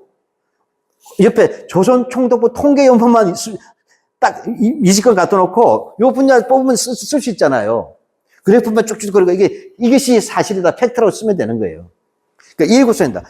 자, 이제 이런 틀 속에서 그럼 실제적으로 보면 이게 전부 다 성장에 대한 전체적 증거로 제시한 게 뉴라이트가. 그러면 그 다음에 여기서 뭐냐? 구체적으로 농업에서 어떻게 됐냐? 농업에서는 1910년대부터 1930년대를 보는 거예요. 왜냐하면 신리대의 토지 조사 사업이 있었잖아요. 1920년대에 산미 증식계획이라고 있었죠. 여전 식량 증산. 이 두 가지가 40년대까지 가거든요. 토지 조사 사업은 10년대지만 산미 증식계획은 40년대까지 가요. 자, 그러니까 요 시기에서 뭐냐면, 농업에서 생산력이 했다. 이것을 할 때 뭐냐면, 아까 토지조사 사업이라고 하는 거하고, 산미 증식계획이라는 게 가장 큰 농업 개발 정책이잖아요. 이 두 개를 어떻게 볼 것인가 하는데, 이 정책의 주체는 조선총독부라는 거예요. 조선총독부에서 바로 농업 개발이 이루어졌고, 그 대규모 국가적인 개발 사업, 바로 새마을 운동의 전신이라고 하시는 부분이 바로 토지조사, 산미지가 하나 돼 있다면 30년대 농촌진흥운동이라는 게 있어요. 농촌진흥운동. 이게 바로 새마을운동의 기원이 돼요. 농촌진흥운동, 진흥운동. 이 3대 사업을 보는 겁니다. 이제 요 기반 속에서 농업이 생산력이 올랐다고 해야 되죠. 생산이 올랐기 때문에 뭐죠? 쌀이 넘쳐 흘러서 수출했다, 일본에. 자, 이거예요. 자, 이 부분이 농업이고, 그 다음에 뭐예요? 이거 쓰기 쉬워요, 농업도. 이렇게 하면. 조선통독부 통계연보하고, 그 다음에, 몇 가지, 전문 자료들을 보면 되는 거예요. 그 다음 공업 봐죠, 공업. 공업은 10년대부터 되진 않잖아요. 회사장 같은 걸로 만들어 놓고 이런 게 있었잖아요. 그래서 공업은 농업의 이런 기반 속에서 1930년대에 본격적으로 공업화가 이루어졌다. 그러면 이 공업화가 이루어진다 할 때 그것을 통계로 뽑으려면 뭘 뽑아야 돼요? 디테일한 거 말고 크게 추계로서 보면 자본액이 증가했냐? 공업 자본액 그렇잖아요. 그 다음에 공장 숫자겠죠. 그거 뽑으면 되지. 조선총독부 통계연보나 그 회사 그 조합이라고 보면 그러면 여기서는 아주 간단해요. 공업 자본액의 증가. 그죠? 30년대 비약적 왔다는 거예요. 그러면 이제 농업 자본하고 비교하면 이제 공업이 더 많아져야 될 거 아니에요. 근데 액만 아니라 공장 숫자도 많아져야 된다. 그죠? 이 두 개를 보는 거죠. 이게 다예요. 뉴라이트에서 바로 식민지 근대화론이라는 틀은 바로 이것을 소술하는 것이다. 근데 여기서는 이제 쟁점이 있는데 이 부분에서 제가 이제 본격적으로 한 것은 토지 조사 사업에 대한 이들의 주장은 상당 부분이 맞긴 맞지만 그들이 관가한 게 많다. 토지를 막 수탈을 못 해요. 농민들이 내 눈에 물 대던 거 빠지면 놔두고 죽이는 건데, 그죠? 그게 만보산 사건 아니에요, 중국에서. 1930년에.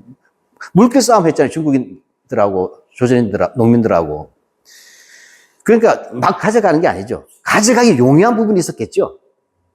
그러니까 거기서 뭐냐면, 토지조사 사업에서는 일반적인 논이 아니라 어디다? 공유지라든지, 임야라든지, 국유림이라든지, 이런 부분에서 뭐냐, 수탈이 본격화되었다는 얘기예요. 근데 뉴라이트는 우리 선배학자들이 그냥 토지조사하면서 엄청나게 다 막 수탈된 것을 쓴 것은 내가 볼 때 뻥튀기야. 그건 잘못됐어요. 근데 뉴라이트처럼 수탈이 아예 없었다고 얘기하는 것도 뻥튀기다. 이해가십니까? 토지조사 사업에 따른 논 부분 같은 경우는 분명하게 보면 어느 정도 원소유주에게 다 간 건 맞다. 그건 왜? 그렇게 안 가면 식민지가 유지가 안 되잖아요. 농민들한테 땅을 어떻게 다 뺏어가요. 오히려 근데 마을에서 같이 쓰던 공유지 산들 있잖아요. 이건 그 개인 소유가 아니니까 이거 관리가 부실한데 이거 등기 누구 할 거예요. 그러니까 임야 조사 사업 같은 거 있잖아요. 이런 부분에서 엄청나게 수탈이 이루어졌다. 국공유지. 그 다음에 혹시 들어본지 모르겠지만 그 궁방전이라는 게 궁방전. 예. 이거 예를 들면 공주가 있어. 공주나 옹주가 있어요. 근데 시집을 갔어. 먹고 살아야 될 거 아니야. 그럼 뭐냐? 우리 박사님 가진 개인 땅이 있잖아요. 개인 땅을 뭐냐면, 그러면 이 사람이 이제 나가서 집을 아파트 한 채 사줘야 되잖아요. 그 아파트 이름이 명례궁이야. 지금 명례방이라고 있잖아요. 성대. 예? 성대. 그 서강대 쪽인가? 그러니까? 성대. 성대 쪽이지, 명례방. 그러니까 그 명례방 댁이야. 그 집은 크니까 공주가 사니까 명례궁이라고 했어요. 그러면 우리 딸 고생하지 않고 먹고 살아야 되잖아요. 그럼 어떻게 해요? 그 전에 우리 박 선생님이 가진 땅 중에 일부는 뭐냐면 국가가 세금을 걷었잖아요. 일종의 세금 같은 거죠. 일종의 세금 같은. 이 세금을 국가한테 주지 말고 우리 공주한테 줘. 이게 지정한 게 궁방전이에요. 그럼 엄밀히 말하면 이 궁방전은 사적 개인 토지죠. 개인 토지인데 국가에다가 세금을 납부한 셈이죠. 조를 누구한테 준다? 우리 공주, 이쁜 공주 명례궁댁에다 보내라. 이렇게 된 거예요. 근데 이것이 100년, 200년씩 되다 보니까 이 사람이 지주같이 둔갑을 해버린다. 이해갑니까? 이런 게 궁방전이에요. 이런 것들 같은 경우도 많이 이 사람은 뭐냐, 원래 한 150년 전에는 내 땅이었는데 뭐 대대로 내려오면서 당리 쪽에 주다 보니까 우리 땅이든가 이 사람 땅이든가 헷갈린다는 거 이해갑니까? 이게 궁방제세 토지 소유의 분규예요. 예. 자, 그런 부분도 있다. 예. 근데 토지 조사 사업의 쟁점은 뭐냐? 뉴라이트가 거기서는 이겼다. 토지 조사 사업에서 일반 논에서의 수탈은 그렇게 생각보다 많지 않았다. 그리고 그건 소송 분규가 일어났지만 대체로 원소유주에게 다 갔다 이렇게 얘기하는 거예요. 그런 점에서는 한국의 역사학자들이 좀 더 토지 수탈에 대해서 과대한 것은 맞다. 특히 신용화 교수 같은 분들이. 그렇지만 뉴라이트처럼은 일체의 수탈이 없었다고 말하는 것도 한쪽 눈만 감은 것이다. 특히 임야 조사 사업이라든지 궁방전 또는 이제 국공유지 이런 데서 엄청나게 그 토지가 갖고 그것들이 종량 측식해서 불화된다. 이해갑니까? 이렇게 된다는 것이에요. 그러니까 따라서 이제 그런 부분에서 뭐냐면 수탈이라는 영역이 없었다고 말하는 것도 틀렸고 모든 것이 다 수탈되었다도 틀렸다는 게 요즘 걔네 학계에서는. 네. 그러니까 그런 정도에서 토지조사 사업을 이해하시면 되고 산미 증식계획은 이제 제가 이제 본격적으로 논쟁할 거예요. 그래서 이제 그 역사하고 경제학의 차이를 보여주면 될 것 같고, 예. 그다음에 그러면 여기서도 제가 이렇게 미리 말씀드린 것은 나중에 막 펴보면 머리 아프거든. 그래서 이렇게 한번 미리 설명을 들어 드시면 쭉쭉 나갈 수가 있어요. 체크만 하면서. 그리고 공업에서 뭘 비판해야 돼요? 공업에서. 농업에서 하나 더 비판했죠. 농업에서 삼위정책 때 가장 중요한 것은 땅이 개발된 게 중요한 게 아니라 그 개발된 땅이 누구 것이냐가 중요한 거다. 이해갑니까? 여기서 식민지가 나오잖아요. 이게 일본인이 맞냐? 그 다음에 조선이 맞냐? 예를 들면 인구 구성이 9대 1이었단 말이에요. 일본이 10%도 안 됐단 말이에요. 농업에서. 근데 뭐냐? 토지는 이쪽이 40% 이상을 갖고 있어. 10%가. 이게 식민지성 이해가십니까? 그러니까 토지 소유 관계를 반드시 봤을 때 뭐냐? 뉴라이트는 일본인하고 조선인을 민족별로 안 나눈다. 이해갑니까? 그냥 땅이 많이 개발됐다만 보니까, 그냥 일본인이 얼마나 가졌는지 봐야 수탈증이 나오잖아요. 차별性. 그러니까 안 본다. 그러니까 민족별 구성비를 보지 않는다는 거예요. 예. 근데 논에서도 뭐죠? 1등지, 2등지 이런 게 있을 거 아니에요. 그렇죠? 어느 게 알짜배기 돈을 더 많이 가졌는데, 일본인이 더 많이 가졌다. 이런 것들이에요. 이런 것들을 따져야 된다는 것이죠. 공업에서 뭘 따져야 돼요? 자본에게 넣는 건 당연하겠죠. 그러니까 식민지에서도 식민지도 자본주의는 발전하는 거예요. 그렇잖아요. 혹시 선생님들 옛날에 인도에서 레닌, 로이 논쟁이라는 게 있어요. 레닌인가 로이 논쟁. 그게 식민지에서 식민지가 뭐냐면, 식민지라는 부분은 낙후됐거나 중세적이냐, 봉건적이다. 그러면 뭐죠? 사회주의로 다이렉트로 가지 않으니까 식민지 반봉건 사회론이 나오면서 반제 반봉건 부르주아 혁명으로 거쳐서 가야 된다. 즉, 사회주의로 바로 못 간다 이거잖아요. 그러니까 로이는 갈 수 있다고 본 거잖아요. 로이는. 그래서 레닌하고 이제 코민턴의 2차 대회에서 한번 크게 붙은 거예요. 네, 그런 부분인데. 자. 저는 기본적으로 심리에서도 자본주의가 발달하지 않으면 수탈이 안 돼요. 낮은 수탈밖에 안 되잖아요. 마저킹 수탈은 제국주의가 뭐죠? 가성비가 떨어진다고 보는 거예요. 마저킹 수탈은 제국주의가 할 이유가 없잖아요. 가성비가 떨어지는데. 해마다 궁한 보내서 마저킹을 들고 갈 수가 없잖아요. 그럼 이 공업 자본액이 늘었다면 중요한 것은 이 공업 총 자본액의 가운데 뭐죠? 일본인들이 소유한 자본액하고 조선인이 소유한 자본액을 구분해야 되겠죠? 그러니까 이걸 별로 이들은 이야기하지 않는다는 거예요. 뉴라이트는. 그러니까 공업에서도 뭐냐면 90% 10인데 자본액을 봤더니 10대 90인 거예요. 통계를 봤더니. 일본이 90%가 가져갔대. 그러니까 이걸 감추고 있는 거예요. 뉴라이트는. 두 번째로 뭐죠? 공장 숫자. 공장 숫자를 볼 때 뭐냐면 공장 숫자도 마찬가지 일본이 더 많더란 거예요. 근데 공장 숫자를 봤더니 꽤 올라갔네. 뉴라이트는 그래도 이만큼이라도 올라간 게 어디냐. 이게 뉴라이트 입장이에요. 근데 더 중요한 것은 공장 숫자가 는 게 아니라 그때 공장에서 뭐죠? 어떤 공장이냐 중요하잖아요. 어떤 공장. 이게 기계제 대공장인지. 그때 뭐냐? 은행, 회사, 조합, 요력을 찾아보니까 우리나라 한국인들의 대부분의 공장은 막걸리 양조장이더란 거예요. 그러니까 우리가 일제시대 때 뭐냐면 잘 나간 조선 시골 유지하면 전부 다 양조장 집 딸 아니면 방앗간 집 딸 아닙니까? 그게 메인 산업이었다는 거지. 예. 그래서 이 공장 숫자를 보는 것 때는 바로 그때 어떤 공장이냐를 파악했는데 그런 공장 파악을 누랬더니 간과하고 그냥 조선인 공장이 늘었더라만 이야기하니까 이쪽에서 기만적이라는 거죠. 예, 이런 것들입니다. 자, 제가 이렇게 길게 한번 이렇게 얘기해 놓는 게 다음 주에 좀 쭉쭉 더 나갈 수 있는데, 그 다음에 이제 대한제국은, 이걸 이해해야 만국은 대한제국 스스로 자초했던 말을 이해하시는 거예요. 얘들 왜 이러는가는 애들 자체가 한국사를 싫어하는 게 아니라 이 논리 구성에서 19세기는 다운그레이드 시켜야 되는 거예요. 그래서 뭐냐면 이들은 보면 이용훈이가 보면 수량 경제사, 이게 이놈의 통계가 사람 잡는 거예요, 얘들은. 네, 보게 되면 이렇게 돼요. 1860년대부터 본격화한 위기의 와중에서 조선사회 분열하고 정치는 통합에 상실했다. 1860년대부터. 그 1860년대 하면 뭐죠? 고종 때잖아요. 철종이 끝나고. 철종 시대부터 밀란이 본격화되잖아요. 예. 됩니다. 따라서 뭐냐면, 조선 왕조는 외세가 아니라 스스로 해체됐다. 라는 거예요. 그게 대한제국 자멸론이에요. 그래도 이것도 아주 우리나라에 잘 모르는데 정치학과나 이게 사회과학 쪽에는요, 믿을 수 없는 교수도 무척 많습니다. 그 중에 하나가 한승조라고 아시죠? 옛날. 유신헌법 만들 때 강의한 사람이에요. 이 사람이. 그 80년대도 뭐죠? 각하가 죽었다고 하지만 나는 그래도 유신체제가 맞다고 생각해. 그 말 했던 사람이에요. 80년에. 근데 이 사람이 또 이걸 썼어요. 2005년도에. 한반도가 러시아에 점거되지 않고 일본에 병합된 것이 얼마나 다양한 일인가. 오히려 근대화가 촉진되어 이런 것에 못지않은 것이 많은 것을 인지하지 않을 수가 없을 것 같다. 일본의 한국에 대한 식민 지배는 오히려 매우 다행스러우며 원망하기보다 오히려 축복해야 하며 일본에 감사드려야 된다. 그러니까 이게 무슨 얘기냐면 뉴라이트는 새로운 그룹이 아니고 한국의 지성세계에서 보수적인 그룹들이 갖는 이 정서들이 있다는 거예요. 이 전부 다 미국에서 공부 잘못 배운 사람이에요. 남들은 미국의 브라운 대학인가 남들은 아이비리그 대학 출신인데. 예. 이 사람도 그 노민거는 같이 말씀하신 그런 거에 아니 이 사람은 훨씬 나이가 많죠. 아니 그러니까 지금 이 한승조가 얘기하는 게 예. 그러니까 매우 다양스럽다, 오히려 감사해야 된다라고 하는 게 지금 저런 근거에 의해서 저렇게 말하는 거예요. 저는 그렇게 하면 이 세대들은 우리 아버지가 30년대생이거든.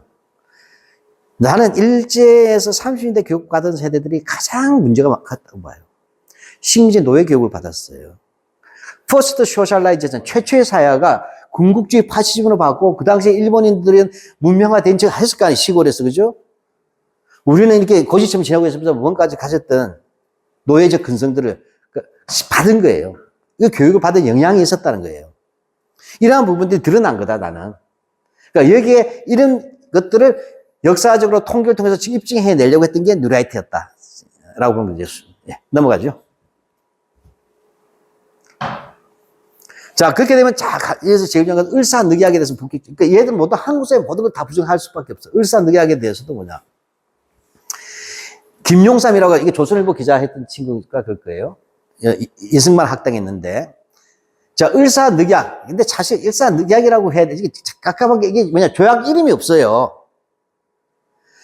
그게 이제 조선을 보호국으로 만들었다는 게 핵심은 외교권을 박탈했다는 뜻이잖아요.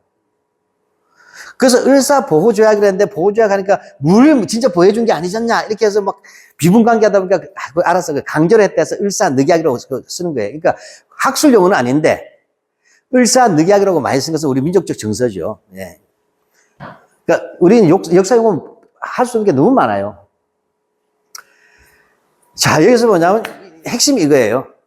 이 뉴라이트 핵심은 이게 이렇게 붙여놓고 그 당시는 대한제국이고 전제군주정 아니냐. 따라서 주권자는 황제였다는 거예요. 따라서 황제가 이 계약 찍으면 끝나는 거 아니냐. 그러니까 1905년에 5년에는 고종이 직접 이건 안 했잖아요. 왜냐하면 국무회의, 요즘 말로 국무회의에 넘겨버린 거잖아요. 국무회의에 넘겼더니 그래서 이완용이가 다 해결사로 나와서 다 처리한 거란 말이죠. 자, 이 부분에 대한 해석을 하는 거예요. 그러니까 이때 을사오적을 이제 죽이려고 하니까 김용삼은 을사오적 왜 욕하냐? 고종이 이완용도 한테 니도 고생했다고 술 한 잔씩 주고 위로해 줬다는 거예요. 즉, 고종도 이 을사오적의 노고를 치하했기 때문에 을사오적은 고종이 사실 지지한 거 아니냐. 따라서 그 책임을 을사오종한테 묻지 말고 고종한테 물어라 이 얘기예요. 이해가시죠? 그것도 웃겨요. 하여튼 예, 그래서 뭐냐면 이런 말을 탁 뽑아가지고 짐은 고종 그때 몸이 피곤했을 뿐이야. 그래서 대신에다 왔기들이 대신들이 했다. 따라서 고종의 뜻이 반영되었다는 거죠. 네, 이것은. 근데 여기에 대해서 뭐냐면 이제 당연히 우리는 하죠. 이거 상식적인데 당연히 국제조약이면 비준이 있어야 되죠. 비준하면 근데 이거 안 했다. 그래서 여기 밑에 보면 조약 체결의 형식, 절차, 명칭 자체가 없지 않느냐. 5개 조항인데도 조약 이름도 없어요, 세상에. 그 다음에 이거 왜 이렇게 불안하지? 네. 그래서 우리가, 근데 이거 참고로 하십시오. 왜냐, 얘들이 본격적으로 치고 나온 거예요. 2019년부터. 올해가 을사년이라서 제가 이렇게 참고로 알아두시라고. 어떤 주장인가. 그 성립요건을 할 때 조약의 체결 형식이나 절차나 명칭을 구비하지 못한 거. 그 다음에 일본군하고 이또가 위협적 분위기죠. 일본군이 포기했잖아요, 군거를. 그죠? 이걸 우리가 말하는 강압에 의한 것이라고 얘기하는 거잖아요. 강압에 의한 거.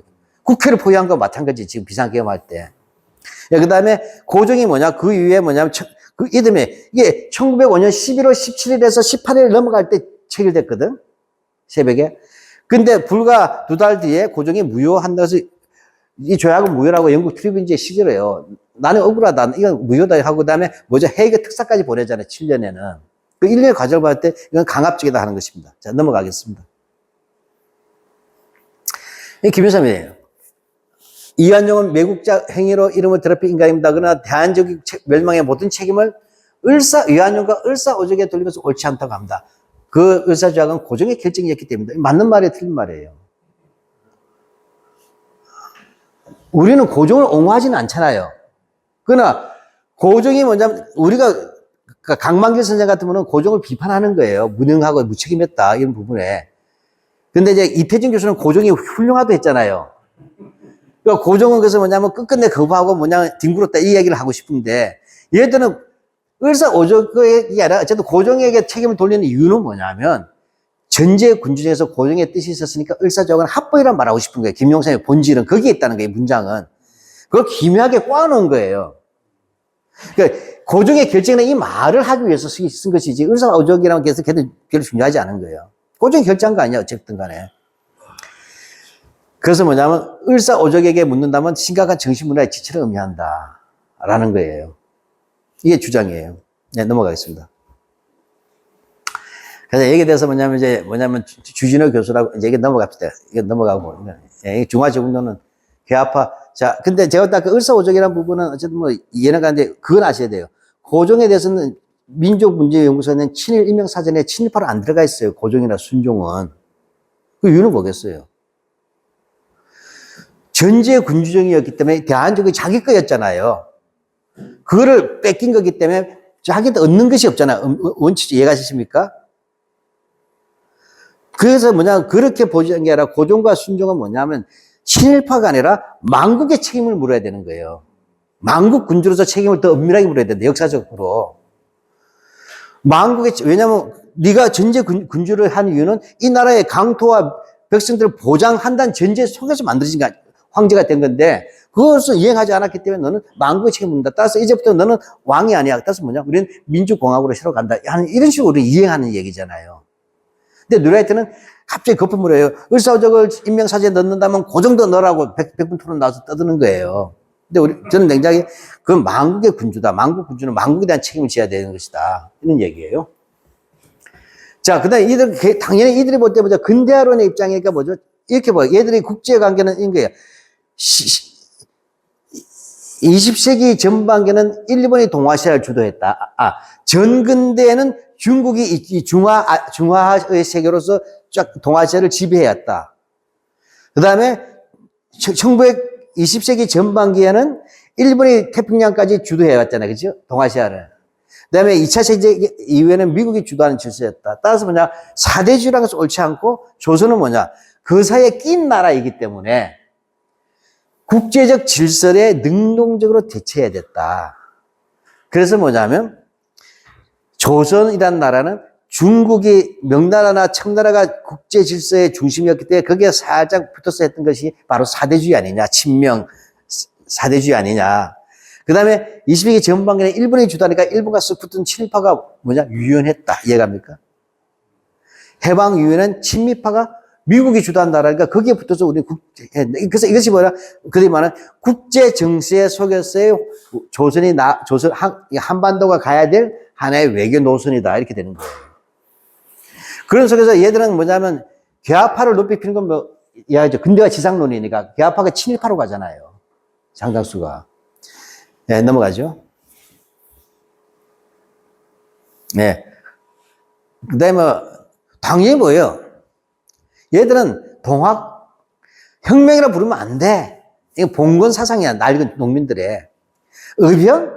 곡괭이나 들고 있던 무기나 규율이 없어서 전투보다는 상수나 시를 위한 집단에 갖고 왔다 해서 이게 무슨 전쟁이냐. 그냥 저항하다가 일방적으로 죽은 거 아니냐. 전쟁은 없었다는 거예요. 전투도 아니었다.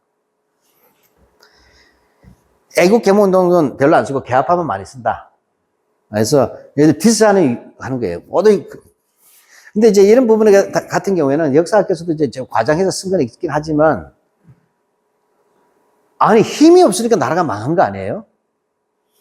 그럼 곡괭이라도 들고 나가서 싸우겠다는 게 용기 있어요? 총이 없다고 가만히 있는 게 용기 있는 겁니까? 곡괭이 들고 싸운 거예요. 근데 나중에 무장화 조직화 되는데, 전미의병 단계에서는 뭐냐면, 해상 군인들이 참가하잖아요. 지국 군인들이 참가하면서 무기들을 들고 나온단 말이에요. 지방의 진위군들이. 달라지는 거예요. 근데, 이른바, 남한 대토벌에서, 남한이 작살나버리니까 북쪽에 의병들이 북상해서 어떻게 만주 넘어가잖아요. 그래서 독립군이 되는 거예요. 그 한편으로 신민회라는 단체가 있어요. 김구, 안창호 이런 분들이에요. 이 지하조직이에요. 전국지 지하조직. 이 사람들 정미의병 보고 이렇게 해서는 백전백패다. 백전백패니까 근대적인 군사시설을 만들어야 되고 한반도 안에서는 안 된다. 이제 식민지가 되기 때문에. 따라서 어떻게 한다. 해에다 무장기지 설치하자. 그래서 신민회 사람들이 가는 거잖아요. 만주로. 신초도 가고. 그 만주 전체 시찰해요. 신찰해가지고 땅을 탁, 여기가 제일 좋겠다 한 것이 뭐냐? 삼원보예요. 유화연 삼원보예요. 유화연 삼원보. 여기가 군사도 양성할 만하다. 그렇게 어떻게 해? 그렇게 한 다음에 신민의 사람들이 각자 자기 고향 가잖아요. 가서 보죠. 다 땅 팔았잖아요. 자기 논밭을 다 팔아요. 그 돈을 가지고 올라가는 거예요. 일제히. 그게 1910년 11월 달부터. 그 다음에 1911년 3월 달까지 다 가는 거예요. 이 소식을 듣고 안동에 있었던 임천각에 그 양반도 땅 다 팔려가지고 신주는 땅에다 묻어버리고 가잖아요. 그런 역사가 나 대단하다 보는 거예요. 어떻게 해서 그렇게 해서 거기에다 해외에다가 농장 먹고도 살아야 되고 농사도 그 땅을 사는 이유는 먹고 살아야 된다. 먹고 사는 것을 우리가 제공해줘야 하고 학교도 쉬워지면 그 농민들이 와서 올 거라 이사 오면 이 사람들이 땅도 주니까 고맙고 자신들은 학교에 있어서 공부시키니까 고맙고 그럼 니들도 대가를 내라. 군사훈련 같이 하자 이렇게 된다. 이해가십니까? 이렇게 이루어지는 것이 바로 경학사하고 신흥무관학교가 되는 거예요. 그러니까 우리 역사끼리 이런 흐름에서 설명해야 하는데 얘들은 의병 탁 끊어가지고 이거 힘 없었잖아. 이런 식으로 이야기하면서 끊었어 계속 디스한다는 거예요. 얘들 글 보면 꼭 요즘 국내힘 말하는 방식과 똑같아요. 네, 넘어가겠습니다. 요 제목은 이제 제목만 이해하시면 돼요. 의사주의학 책을 고정으로 묻는 이유는 그래야지 의사주의학이 합법적이라고 얘기할 수 있는 것이 되는 것이에요. 그것이다. 자, 넘어가겠습니다. 이건 깊은 거니까 생략하겠습니다. 이제 일본에 사료를 하나 어디서 주워 와가지고 쓰는 거예요.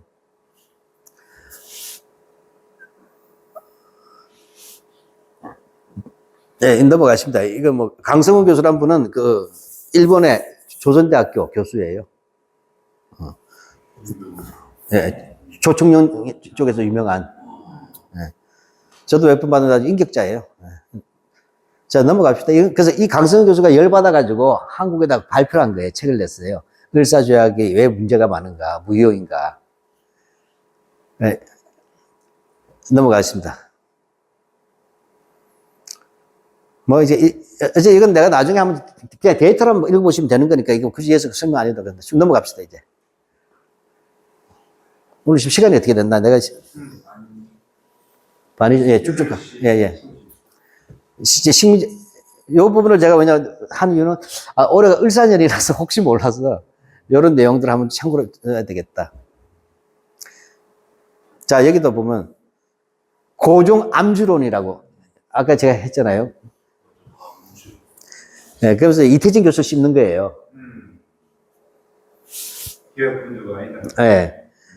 자기 입장에서 볼 때는 개혁 군주가 되면 안 되잖아요. 개명된 군주가 되면 안 되니까 이태진 너도 아웃이야 이렇게 한 거예요.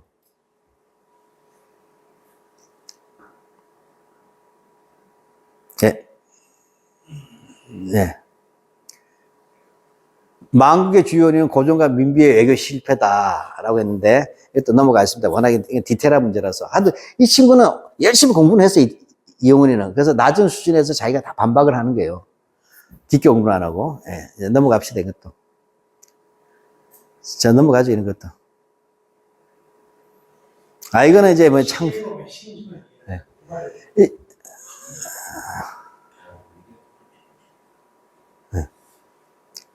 아니, 이거는 이제 2008년도에 뉴라이트의 교학사 교과서예요. 심정을 이해하자.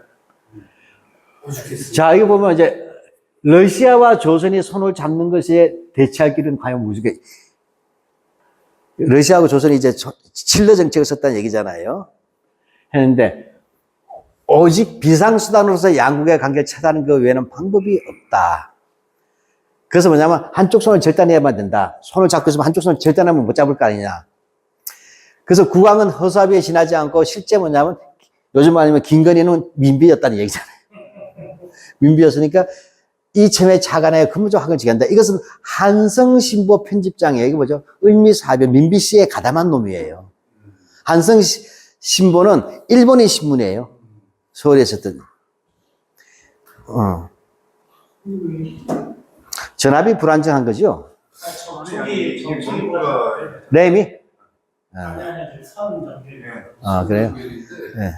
자, 그 문제는 강서가 움직이니까 그것도 그냥 따라서 아니 그럴 수도 있겠는데.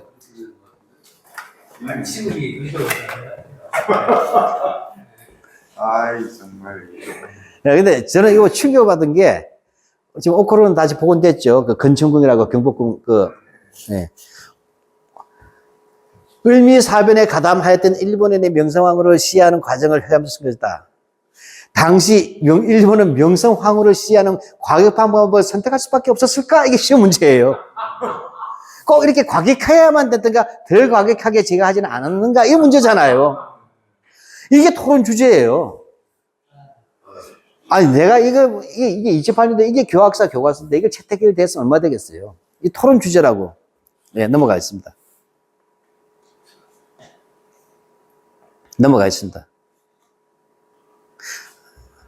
이것도 뭐냐, 이토 히로부미도 안중근이 죽였잖아요. 그런데 원래 이토는 한국에 대해서는 소극적인 입장이었다. 근데 그걸 안중근이가 무식하게 죽였다. 그런 바람에 뭐냐, 일본에 열받아서 식민지화했다. 그러니까 안중근의 요즘 하얼빈의 영화를 볼 때 알아둬야 할 내용은 뉴라이트는 이렇게 보는 거예요.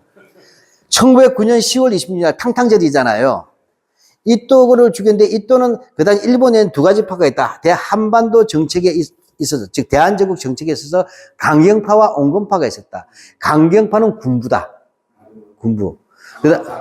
그다음에 온건파는 외교파.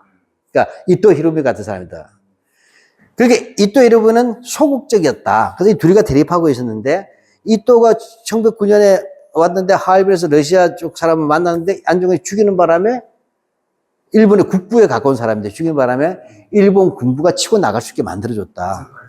그래서 뭐냐면 일본이 본격적으로 식민지로 취하게 했기 때문에 결국 안중근의 의거의 결과는 뭐다? 한반도가 식민지가 되는 길을 만들어줬다. 이게 주장이에요. 그럼 이걸 어떻게 반박을 해야 돼요? 다 먹었는데. 그러니까 이런 걸, 근데 이런 것까지 반박을 해야 될 정도로 얘들이 쓰는 거예요. 이 궤변을. 근데 그렇게 할 수 없이 이제 요즘 시험, 그러니까 한국의 역사 교과서에 어떻게 쓰냐. 추가를 하나 해줘야 돼. 1909년 8월 달에 일본 내각 회의에 각서가 있어요. 거기에 뭐냐, 대한제국을 식민지로 둔다가 결정이 돼 있어요.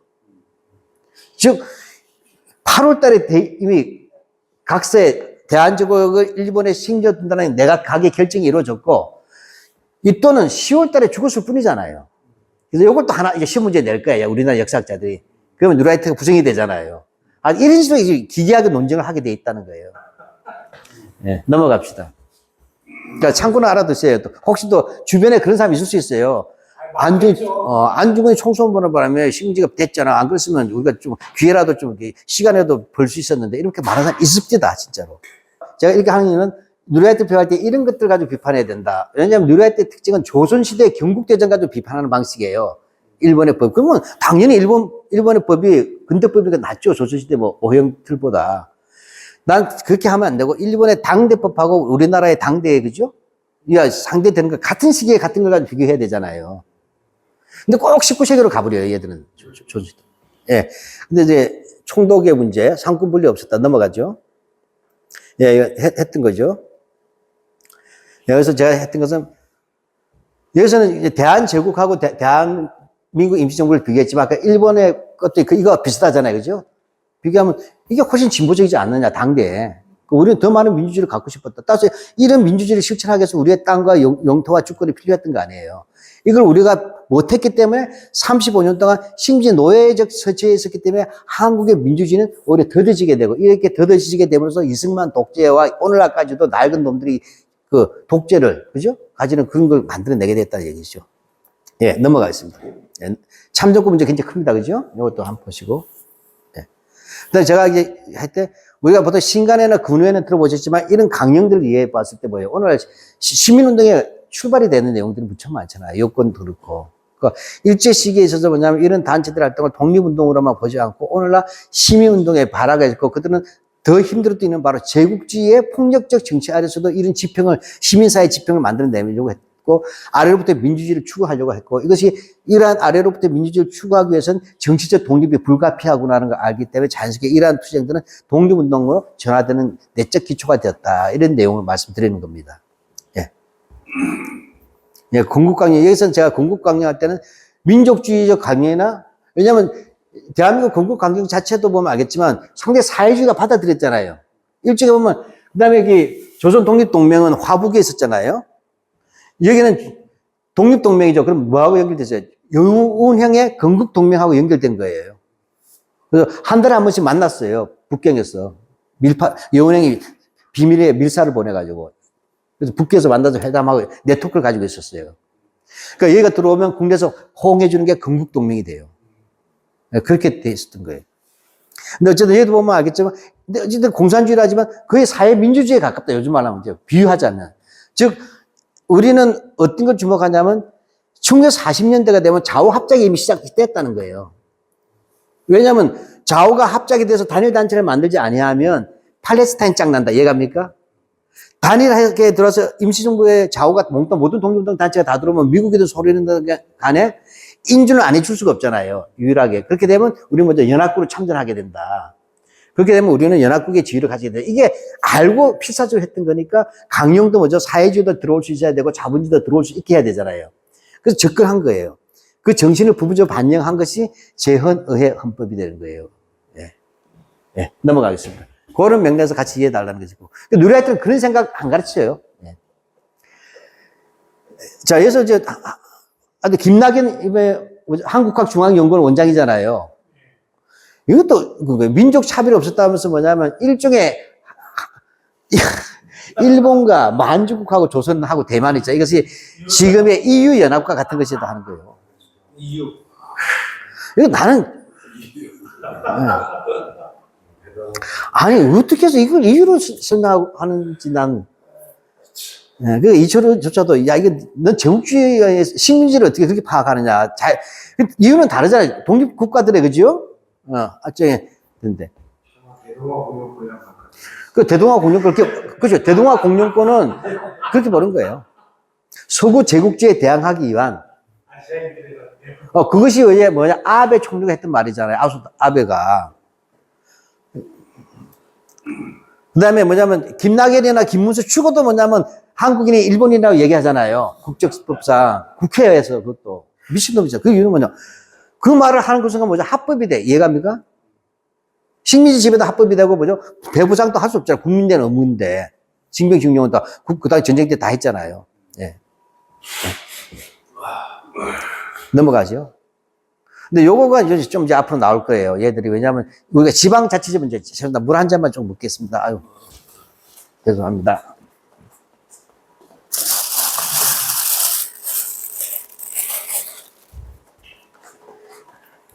왜냐면 우리가 또 일제시대 때 지방자치가 있었다는 걸 모르시는 분도 있을 거 아니에요. 그죠? 미안한 거 제대로 있었어요. 왜? 자, 이렇게 된 거예요. 뭐냐면, 일제가 30년대가 되면 지방자치가 열려요. 그러니까 이제 핵심이 이런 거예요. 이게 식민지인데, 식민지 지역의 민들을 대표하는 의회가 있어야 되잖아요. 이게 식민지 의회라고 하잖아요. 미국에 있어서 보스턴 차 사건이나 여러 가지 미국 혁명 중에 하나가 뭐죠? 우리는 영국인이지만 미국에 갔잖아요. 근데 우리는 의회를 주지 않다. 미국 의회를 안 준다. 그러니까 즉 우리 애들한테 대표가 없다. 그래서 세금은 졸라게 가져가더라 이거 아니에요. 그러니까 대표 없는 과시 없다. 그래서 차세 이런 거 왜 이렇게 많이 떼느냐. 그래서 보스턴에서 차를 다 집어 던지고 보스턴 티파티 아니에요, 그게. 차 사건. 이렇게 가는 거죠. 그러니까 대표 없는 것이 없다. 그러니까 뭐냐면 3.1운동 이후에 조선인들에게도 지방의회를 만들어라. 그러니까 조선의회를 만들자는 거잖아요. 이게 자치론이에요. 그 김성수 같은 이 일파들은 3.1운동 해보니까 아유 감옥에 갈 뻔했어. 나 큰일 날 뻔했네. 다시는 그런 거 안 해야지.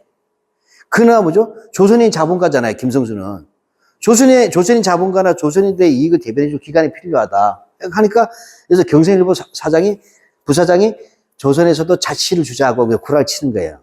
여기에 김성수가 혹하는 거예요. 얘들은 이 자치론자들은 뭐예요? 만약 조선에서 자치해서 조선의회가 만들어지면 인구의 90%는 조선인들이잖아요.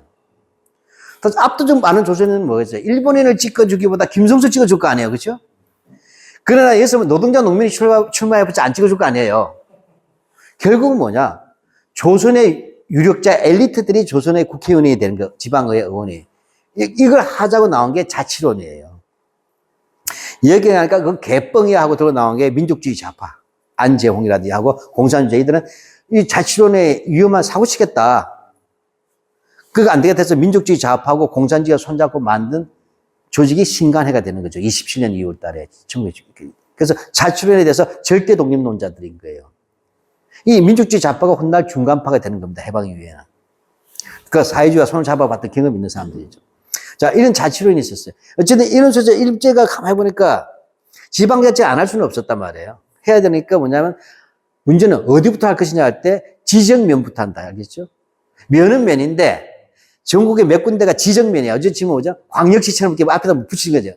지정된 면은 뭐냐? 자치를 시키게 했다. 표. 근데 여기서 뭐냐? 재산 과세. 재산이 얼마 이상이냐. 그러니까 이 지정면 주로 일본인의 다수가 거주하는 일본의 밀집지대예요. 예를 들어 사쿠라마치 이런 데 있잖아요. 그러니까 요즘 뭐 얘기 같으면 홈마치 이런 데가 일본인 거리잖아요. 을지로 충무로.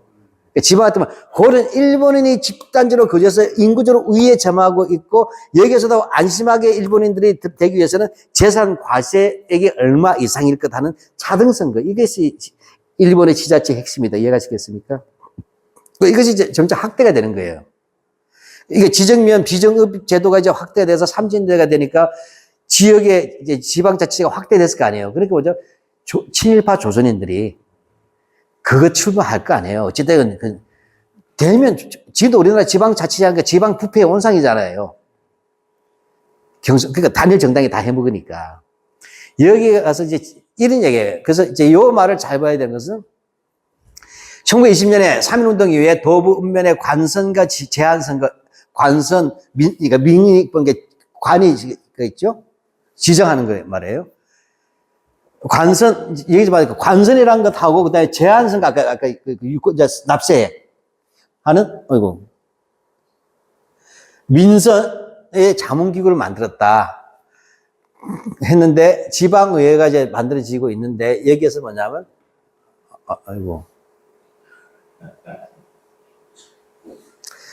이제 31년부터 지방의회가 자문기관에서 의결각을, 그러니까 도의회가 만들어진 거예요. 도의회 같은 게 만들어졌는데, 선거율기가 엄청 높았어요. 진짜. 왜냐면, 조선인들한테 간만에 기회가 주어졌잖아요. 나도 그 기득권 세계에 기어들겠다는 유지도 있었을 거 아니에요. 예. 그때 관선으로 된 조선인들 같은 친일파들이 많아요. 근데 민선은 친일파 아닌 사람도 있을 수 있잖아요. 그러니까 우리가 친일명 사전에서는 관선은 친일파로 넣은 거예요. 민선은 어쨌든 조선인이 선택한 거잖아요. 그냥. 그러니까 이건 어렵단 말이에요. 그러니까 이제 이건 다른 행정 같이 디비어보면 이제 친일파인 게 나오면 이제 누적해서 이제 인명사전에 넣었어요. 이렇게 되는데. 왜냐, 이 부분은 아주 민감해요. 지방자치를 일본이 열었다는 주장을 하는 거예요, 뉴라이트는. 지방자치의 시작이 있었다. 비록 전국적인 단일한 조선의회는 없다더라도 지방의 지방의회를 두므로써 조선인의 정치적 열기와 그들의 정치 참여를 보장하였다. 이것이 아래로부터 민주주의의 기초가 되고 해방 후 지방의회는 이러한 역사적 전통에서 나온 것이다라고 얘기하고 싶은 거예요. 근데 정말 그런가를 우리가 비판하면 되잖아요. 그러니까 김명식이라는 공산주의자가 있어요. 김명식이 그것은 뭐냐면 이런 말을 썼다는 거야. 이걸 인용을 해요. 김명식은 이제 공산주의인데 하여튼 상식해명도 안 하고 저항하다 죽어요. 제주도 사람이에요. 조천 사람. 제주도에 있어서 사회주의자인데 유명한 이론가예요. 문필가고. 근데 이 지방자치를 통해서 뭐냐, 부르주아 민권주의가 실현됐다고 얘기한 거예요. 그거 봐라. 누라이트는 이 글을 보고 비식민화하는 것을 식민지화를 하지 않았다는 얘기잖아요. 점차적으로 지방자치를 준다는 것은 식민주의라고 하는 부분이 사라져가고 있다는 이야기잖아요. 자치가 이런 속에서 부르주아 민주주의라고 하는 부분이 실현되고 있지 않느냐는 요 글을 인용해가지고 누라이트는 봐라, 이런 정도였다고 주장하는 거예요. 근데 김명식은 공산주의자잖아요. 30년대 사람의 생각들이 뭐냐면, 부르주아는 그냥 친일파하고 인민의 적이라는 전제가 있는 거예요. 그런 데서 뭐냐, 드디어 한국의 부르주아제도 제국주의와 타협했다, 이런 맥락에서 쓴 거예요. 이해가십니까? 우리가 하는 주타방 알죠? 주요 타격방이야. 일제시대 가장 핵심이 뭐예요? 일제로부터 일본 제국주의가 쳐나가야 될 때, 이 민족 부르주아제하고 손을 잡을 것인가 말 것인가가 있잖아요. 어디까지가 나의 공산주의자, 노동자, 농민의 동맹세계가 뭔가 할 때, 농민 가운데서는 대농, 중농, 소농이 있다면 그 중에 어느 게 그렇지. 그 다음에 자본가 같으면 대부르주아가 있고, 중부르주아가 있고, 소부르주아가 있고, 그 다음에 뿌띠부르주아라는 것은 이제 일반 시민층이잖아요. 이 중에 뿌띠부르주아까지도 봐야 되냐, 자본가 일부도 넣어야 되냐. 이 자본가 일부가 들어온다고 할 때 들어오는 자본가를 우리는 민족 부르주아지라고 부르는 거잖아요. 즉, 뭐냐면, 제국주의에 반대한다. 이런데 김명식이가 볼 때는 한국의 민족 부르주아지라 하는 놈들은 이미 기회주의와 동료성뿐만 아니라 30년에 들어선 반동성을 드러내었다. 그러니까 이들이 뭐냐면 정치에 참여함으로써 제국주의에 일치하고 있다, 이런 맥락에서 쓴 글이에요. 근데 이제 그걸 빼버리고 갑자기 문장만 보게 되면 그냥 부르주아 민권이 보장된다면 자유와 인권이 보장된 것처럼 착각할 수 있는데, 이 문장의 맥락은 제가 지금 말씀드린 그런 입장에서 해석을 해야 된다는 얘기예요. 그러니까 이게 우리가 공산주의 이론을 좀 알아야 돼요, 이런 문장을 볼 때는. 근데 실제로 먼저 팩트 체크해 보자. 지방의원대 제한선거라는 것은 아까 했지만 나이에 대해서도 상당히 높게 설정하고, 그 다음에 재산 같은 걸 납세의 기준을 했다는 거죠. 예, 그 다음에 근데 뭐냐면 이제 39년에 지방의 울산이라 인데 쭉 선거했을 거예요, 대도시에서. 했더니 뭐냐면 조선인이 더 많이 당선된 거야. 그러니까 뭐냐면 33년에 뭐냐면 다시 뭐냐면 지방의회 선거를 추천제로 바꿔버려요. 그 어디까지나 외피는 지방자치지만 현지 일본인들을 권력구조에 받아들인 단계인데 하고, 거기 어쩔 수 없이 감초처럼 약간 조선인을 끼워 넣긴데, 조선인이 일본인보다 많아지면 의회에서 결정이 달라지잖아요. 여소야대 이런 거잖아요. 이렇게 되면 그 순간 안 되잖아요. 그렇게 되면 안 되겠다 해서 추천적으로 갔다. 여기에 본질이 있다는 거죠. 지방의회 본질은. 네. 따라서 홍정욱이라고 이제 지금 서울대 교수로 들어왔는데, 일본에 있던 교수인데, 도시샤. 홍정욱이가, 따라서 지배의 합리성은 지배가 위협받지 않는 한에서만 가능했다, 이런 얘기. 그래서 지자체는 이 맨 밑에 문단을 이해해야 된다는 것이죠. 예, 넘어가겠습니다. 이제 다들 가네, 시간이. 예. 근데, 그 벌써 안 맞대거든요. 예. 일본인한테는 우리 네? 20년이니까 보통 선거를 했잖아요. 예, 예. 저 남자들이. 예, 예. 그 요거죠, 요. 25년. 예. 근데 우리나라에서 안 한 거잖아요. 그렇죠. 그러니까 이제, 아까 이제, 얘들이 이제 지방자치만 쓴 게 누라이트에서. 그것만. 예. 그 지방자치는 이유는 아래로부터 민주주의가 있었고, 민권이 어떻게 확산되는가를 보겠다는 거잖아요, 얘들이. 근데 그 자체가 사기였고, 더 중요한 것은 전체 선거제를 보자는 거죠, 선거 자체를. 그럼 제일 중요한 건 보통선거잖아요.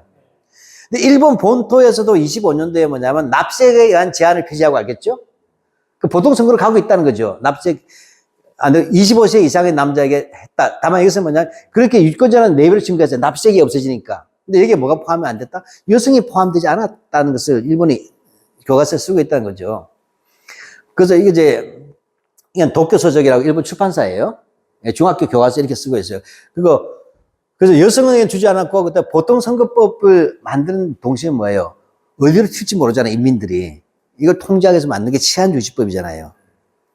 그러니까 다시 보통선거제의 확대와 동시에 이것을 언제든지 칠 수가 있는 법으로서 치안조법이 만들어졌다는 걸 기억해야 된다고 했는데, 여기서 이 교과서조차도 진보적인 교과서인데, 중립적인 교과서인데, 일본의 중학교 교과서인데, 식민지 조선을 쓰고 있지 않더라는 거예요, 아예. 왜냐, 식민지에서는 전이가 이런 것도 없었잖아요. 예. 아이고, 왜 이렇게 흔들거리지? 여기만, 이제 요 파트만 끝냅시다. 안 되겠다. 예. 그래서 뭐냐면,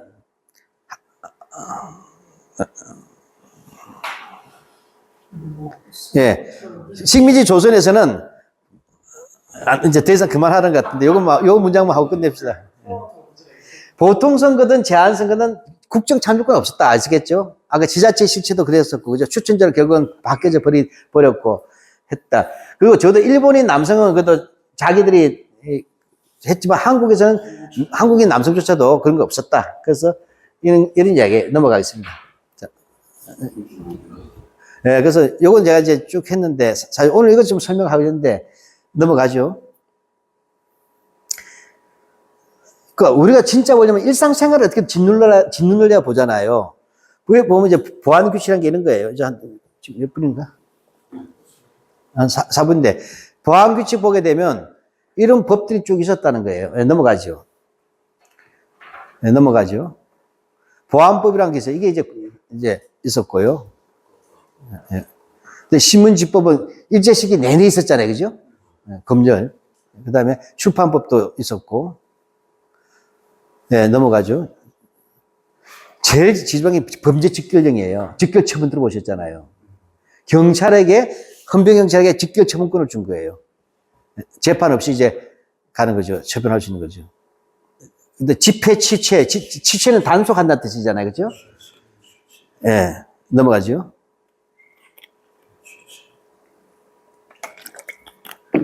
집시법이 언제까지, 우리 집시법 익숙하시잖아요. 집시법이 일제 때 시작돼가지고 2013년도에 부분 이혼이 나와요. 48년도 4월에 94년 만에 한정 이혼이 되는 거예요.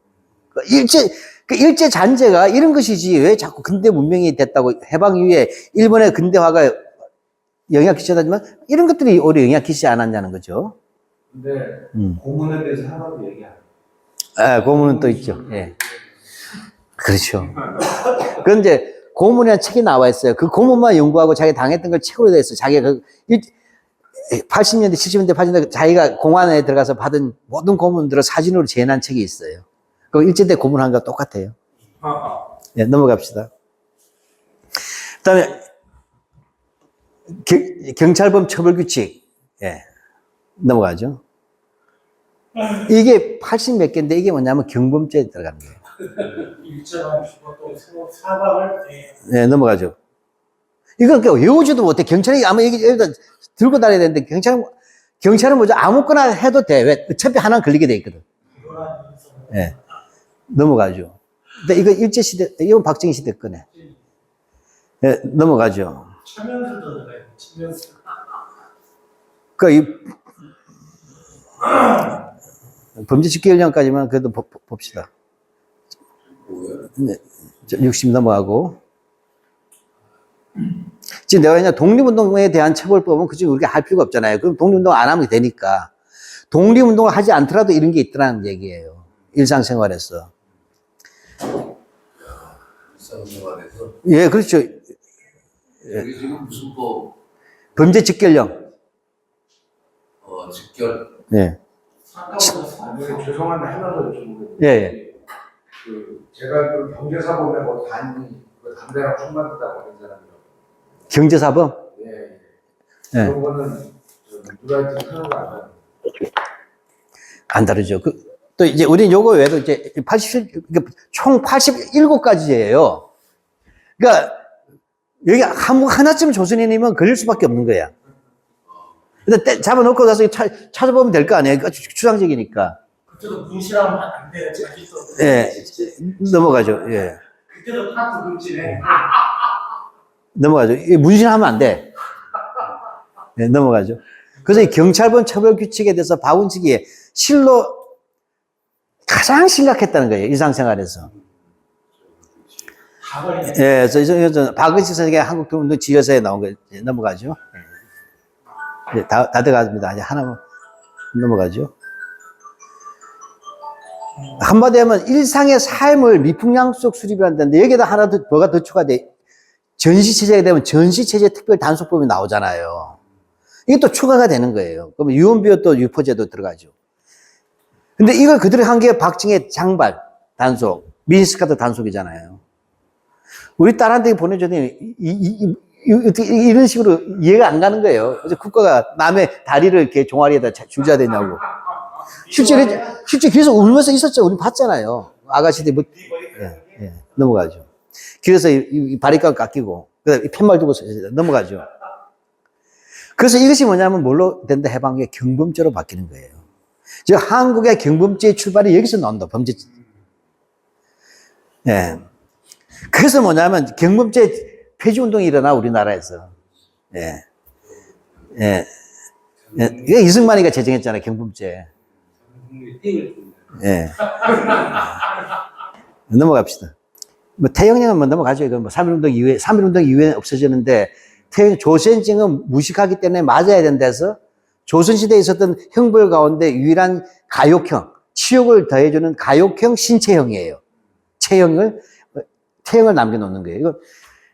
이건 뭐냐, 숫소의 조지라 그러죠. 소조. 이것을, 가죽을 말려요. 그래서 꼬는 거예요. 이걸 여기다 차고 있다가 때리는 거예요. 이거 소좀배라 불렀어요. 이거 하면 10대 맞으면 얘가 뼈가 드러난단 말이죠. 그걸 했던 거예요. 예, 넘어가죠. 예, 넘어가죠. 이 3.1운동의 피해 대가를 치러서 이게 폐지가 되는 거예요. 예, 뭐 이렇게 하는, 그러니까 양반들이 이거 당하잖아요. 그럼 치욕이 되는 거예요. 예. 조선시대 태형이 일제때도 그대로 있었다. 넘어가죠. 구체적인 방법까지 다 나와요. 이렇게. 예, 넘어가죠. 예. 아까 경범죄 위반은 제보면 뭐냐, 몸빵으로 가라. 예. 넘어가죠. 그러니까 뭐냐면, 돈이 없으니까, 예, 환영이 이렇게 된 거예요. 그 조선인들이 이렇게 육체적으로 치욕을 준 겁니다. 넘어가죠. 예, 예, 넘어가죠. 그러니까 이 가욕행위라서 했다. 3.1운동 이후에 폐지가 되고, 이른바 문화통치 시기에 되는 게 야만적인 법을 안 하겠다고 하는 거예요. 예. 넘어가죠. 조선 행사령, 검찰의 기원에, 검찰 수사권과 기소권 문제가 해서 기소 독점주의 이런 거 있잖아요. 이게 다 기소 편의주의 이런 거 있잖아요. 이것들 전부 다 이때 검사들이 수사를 하기 위해서 효율성을 위해서 일제가 만들어 놓은 거예요. 그게 넘어온 거다. 넘어가죠. 그 다음에 이건 꼭 알아두셔야 되죠. 시한유지법이 국가보안법을 가진 걸 알잖아요. 그죠? 그 다음에 보면 알겠지만, 조선 사상범 보호 관찰령이었어요. 전향을 하지 않았단 말이에요. 전향하지 않으면 뭐죠? 보호 관찰자가 되는 거예요. 그러면 그걸 또 수용을 해요. 수용. 이렇게 됩니다. 요 부분이 뭐냐면, 이제 사상 전향한데, 이제 이 사상을 전향한 사람들을 모아놓는 게 대화숙이란 거예요. 야마도 축구란 거예요. 근데 요 부분이 박정희가 뭘로 한다? 자익수용서 전향 공작 전담, 통일을 대비한다는 명목하에. 이거 뭐죠? 고문이죠? 강제로 하는 거잖아요. 그 전향 공작이죠. 그다음에 사상범 예방 구금령이라고 있어요. 이건 뭐냐면, 전과자야. 사상범이라고 해서 독립운동, 특히 사회주의 사상이나 민족주의 사상을 가는 사람 같은 뭐죠? 범죄를 일으킬 수 있다. 미리 예방 구금하는 거예요. 네. 그것이 뭐냐? 박정희 때 사회안전법이라고 들어보셨을 거예요. 보호관찰법 같은 것들, 청송회, 그죠? 같은 데서 넘어가죠. 이런 게, 일제가 줬다는 게 다 이런 것이 유산이 아니냐. 치안유지법 넘어가죠. 네, 넘어가죠. 이런 거 뭐. 이런 거 하나하나 다 따져봐. 이런 거 뒤에도 통계 안 되잖아요. 뉴라이트는. 네, 넘어가죠. 넘어가죠. 국가법 필요 없고. 네. 전향제도 넘어가죠. 넘어가죠. 네, 이건 뭐, 네, 사상범 보호관찰력 같은 것들, 예, 넘어가겠습니다. 일단 시국 대응 전선 사상 보국 연맹, 이게 뭐냐면, 대화숙에 있었던 사람들이 이제, 대화숙에서 교화기관이에요. 전향한 사람들. 이 사람들이 있으면 이들을 가지고서 뭐냐, 단체를 만들어요. 그게 시국 대응 전선 사상 보국 연맹이 주로 사회주의자가 많았다고. 요거를 거의 6.25 직전에, 누구죠? 그 특별수사 오제도가 만든 게 보도연맹이에요. 예. 그러니까 국민보도연맹이 여기서 온 거예요. 보도연맹이 예. 보도연맹. 보국연맹이 보도연맹으로 간 거예요. 예, 도는 인도한다는 거죠. 인도할 도자. 길도자에 마디촌자 있는 거. 예. 예, 넘어가죠. 이 조직표도 똑같아요. 예, 자, 넘어가죠. 오제도 넘어갑시다. 이건 좀 내가 이제 심화 학습할 때 이렇게 좀 따진데, 그, 일제 때 군사, 이건 일제 때 거예요. 이게 유신 때 이렇게 하잖아요. 고등학교 때. 예, 넘어가죠. 여성들, 전주 사범학교. 그래서 여자애들한테 일본의 고검술 가르치는 거, 연구소를 세워요. 네, 넘어가죠. 그래서 학교마다 검도부가 있었던 거예요. 네, 넘어가죠. 교련, 고려대학교네. 네, 네, 넘어가죠. 새마을 운동하고, 이건 농촌진흥운동이에요. 새마을 운동을 그대로 뺏긴 거예요. 새마을 운동은 바로 농촌진흥운동을 뺏긴 거예요. 네. 뭐 합동 결혼식이나 그다음에 뭐 내 집 앞 슬기 운동 뭐 그다음에 머리 깎기 그다음에 아궁이 개량 지붕 개량 이런 것들 다 했어요. 좋다 나쁘다 할 때서 박정희는 이때 교사를 한 사람이에요. 네, 넘어가죠. 네, 넘어가죠. 내 집 앞 슬기 운동 일제 때 하던 것이 나온 거예요. 일제 때도 내 집 앞 슬기였어요. 네, 넘어가죠. 가만히 짜기. 네, 넘어가죠. 합동 결혼식. 네. 넘어가죠. 그 다음에 절미운동. 네. 애국 절미운동인데 새마을운동은 새마을운동 때예요. 네, 넘어가죠. 아궁이 개량과 그 다음에 그 머리 단발 하는 거 넘어가죠. 그 다음에 우리 새마을 모범부락이라는 게 자력경생부락에서 나온 거예요. 다 돼갑니다. 시간이 이제 넘어가죠. 그 다음에 5.16 이후에 재건체조가 나오잖아요. 재건체조. 이게 재건체조예요. 이게 일제시기에 있었던 라디오 체조, 아침마다 하던, 이거 본뜬 거예요. 박정희는 그 교사로서 배웠기 때문에 쿠데타에서 다 싹 돼. 교사야말로 일본 제국주의의 뇌수여 발끝까지 다 아는 놈이에요. 그래서 어린 아이들한테 가르치고 책하는 놈이잖아요. 이것이 부족해서 군대까지 갔다 온 놈이잖아요, 박정희는. 박정희 유신체제는 일본 군국주의의 분단 버전이에요. 파시즘에. 예. 네, 넘어가죠. 애국주의도 마찬가지고. 우리 애국주의 기억나죠, 옛날에. 그래서 우리는 운동장이 반드시 필수인 거예요. 왜? 애국주의와 교련을 해야 됐거든. 네, 넘어가죠. 국민교육 과장하고, 그 다음에 교육치거, 그 다음에 충효, 황도 유신. 제가 이렇게 많이 보여주는 국교에 대한 명시라는 것은 한국 시민의 명시를 본뜬 거잖아요. 고국고 시민도 셋이. 네. 넘어가죠. 국기 하강식이 있었죠, 우리. 네. 일제 때 낮에 했어요. 정오, 딱, 이게 딱 하고 이렇게 합니다. 그 다음에 반상회. 일면은 박정희 전두환이잖아요. 넘어가죠. 여기 일제시대 때 애국반 반상회보예요. 일본말로 도나리쿠미라고 하는 거죠. 애국반, 예.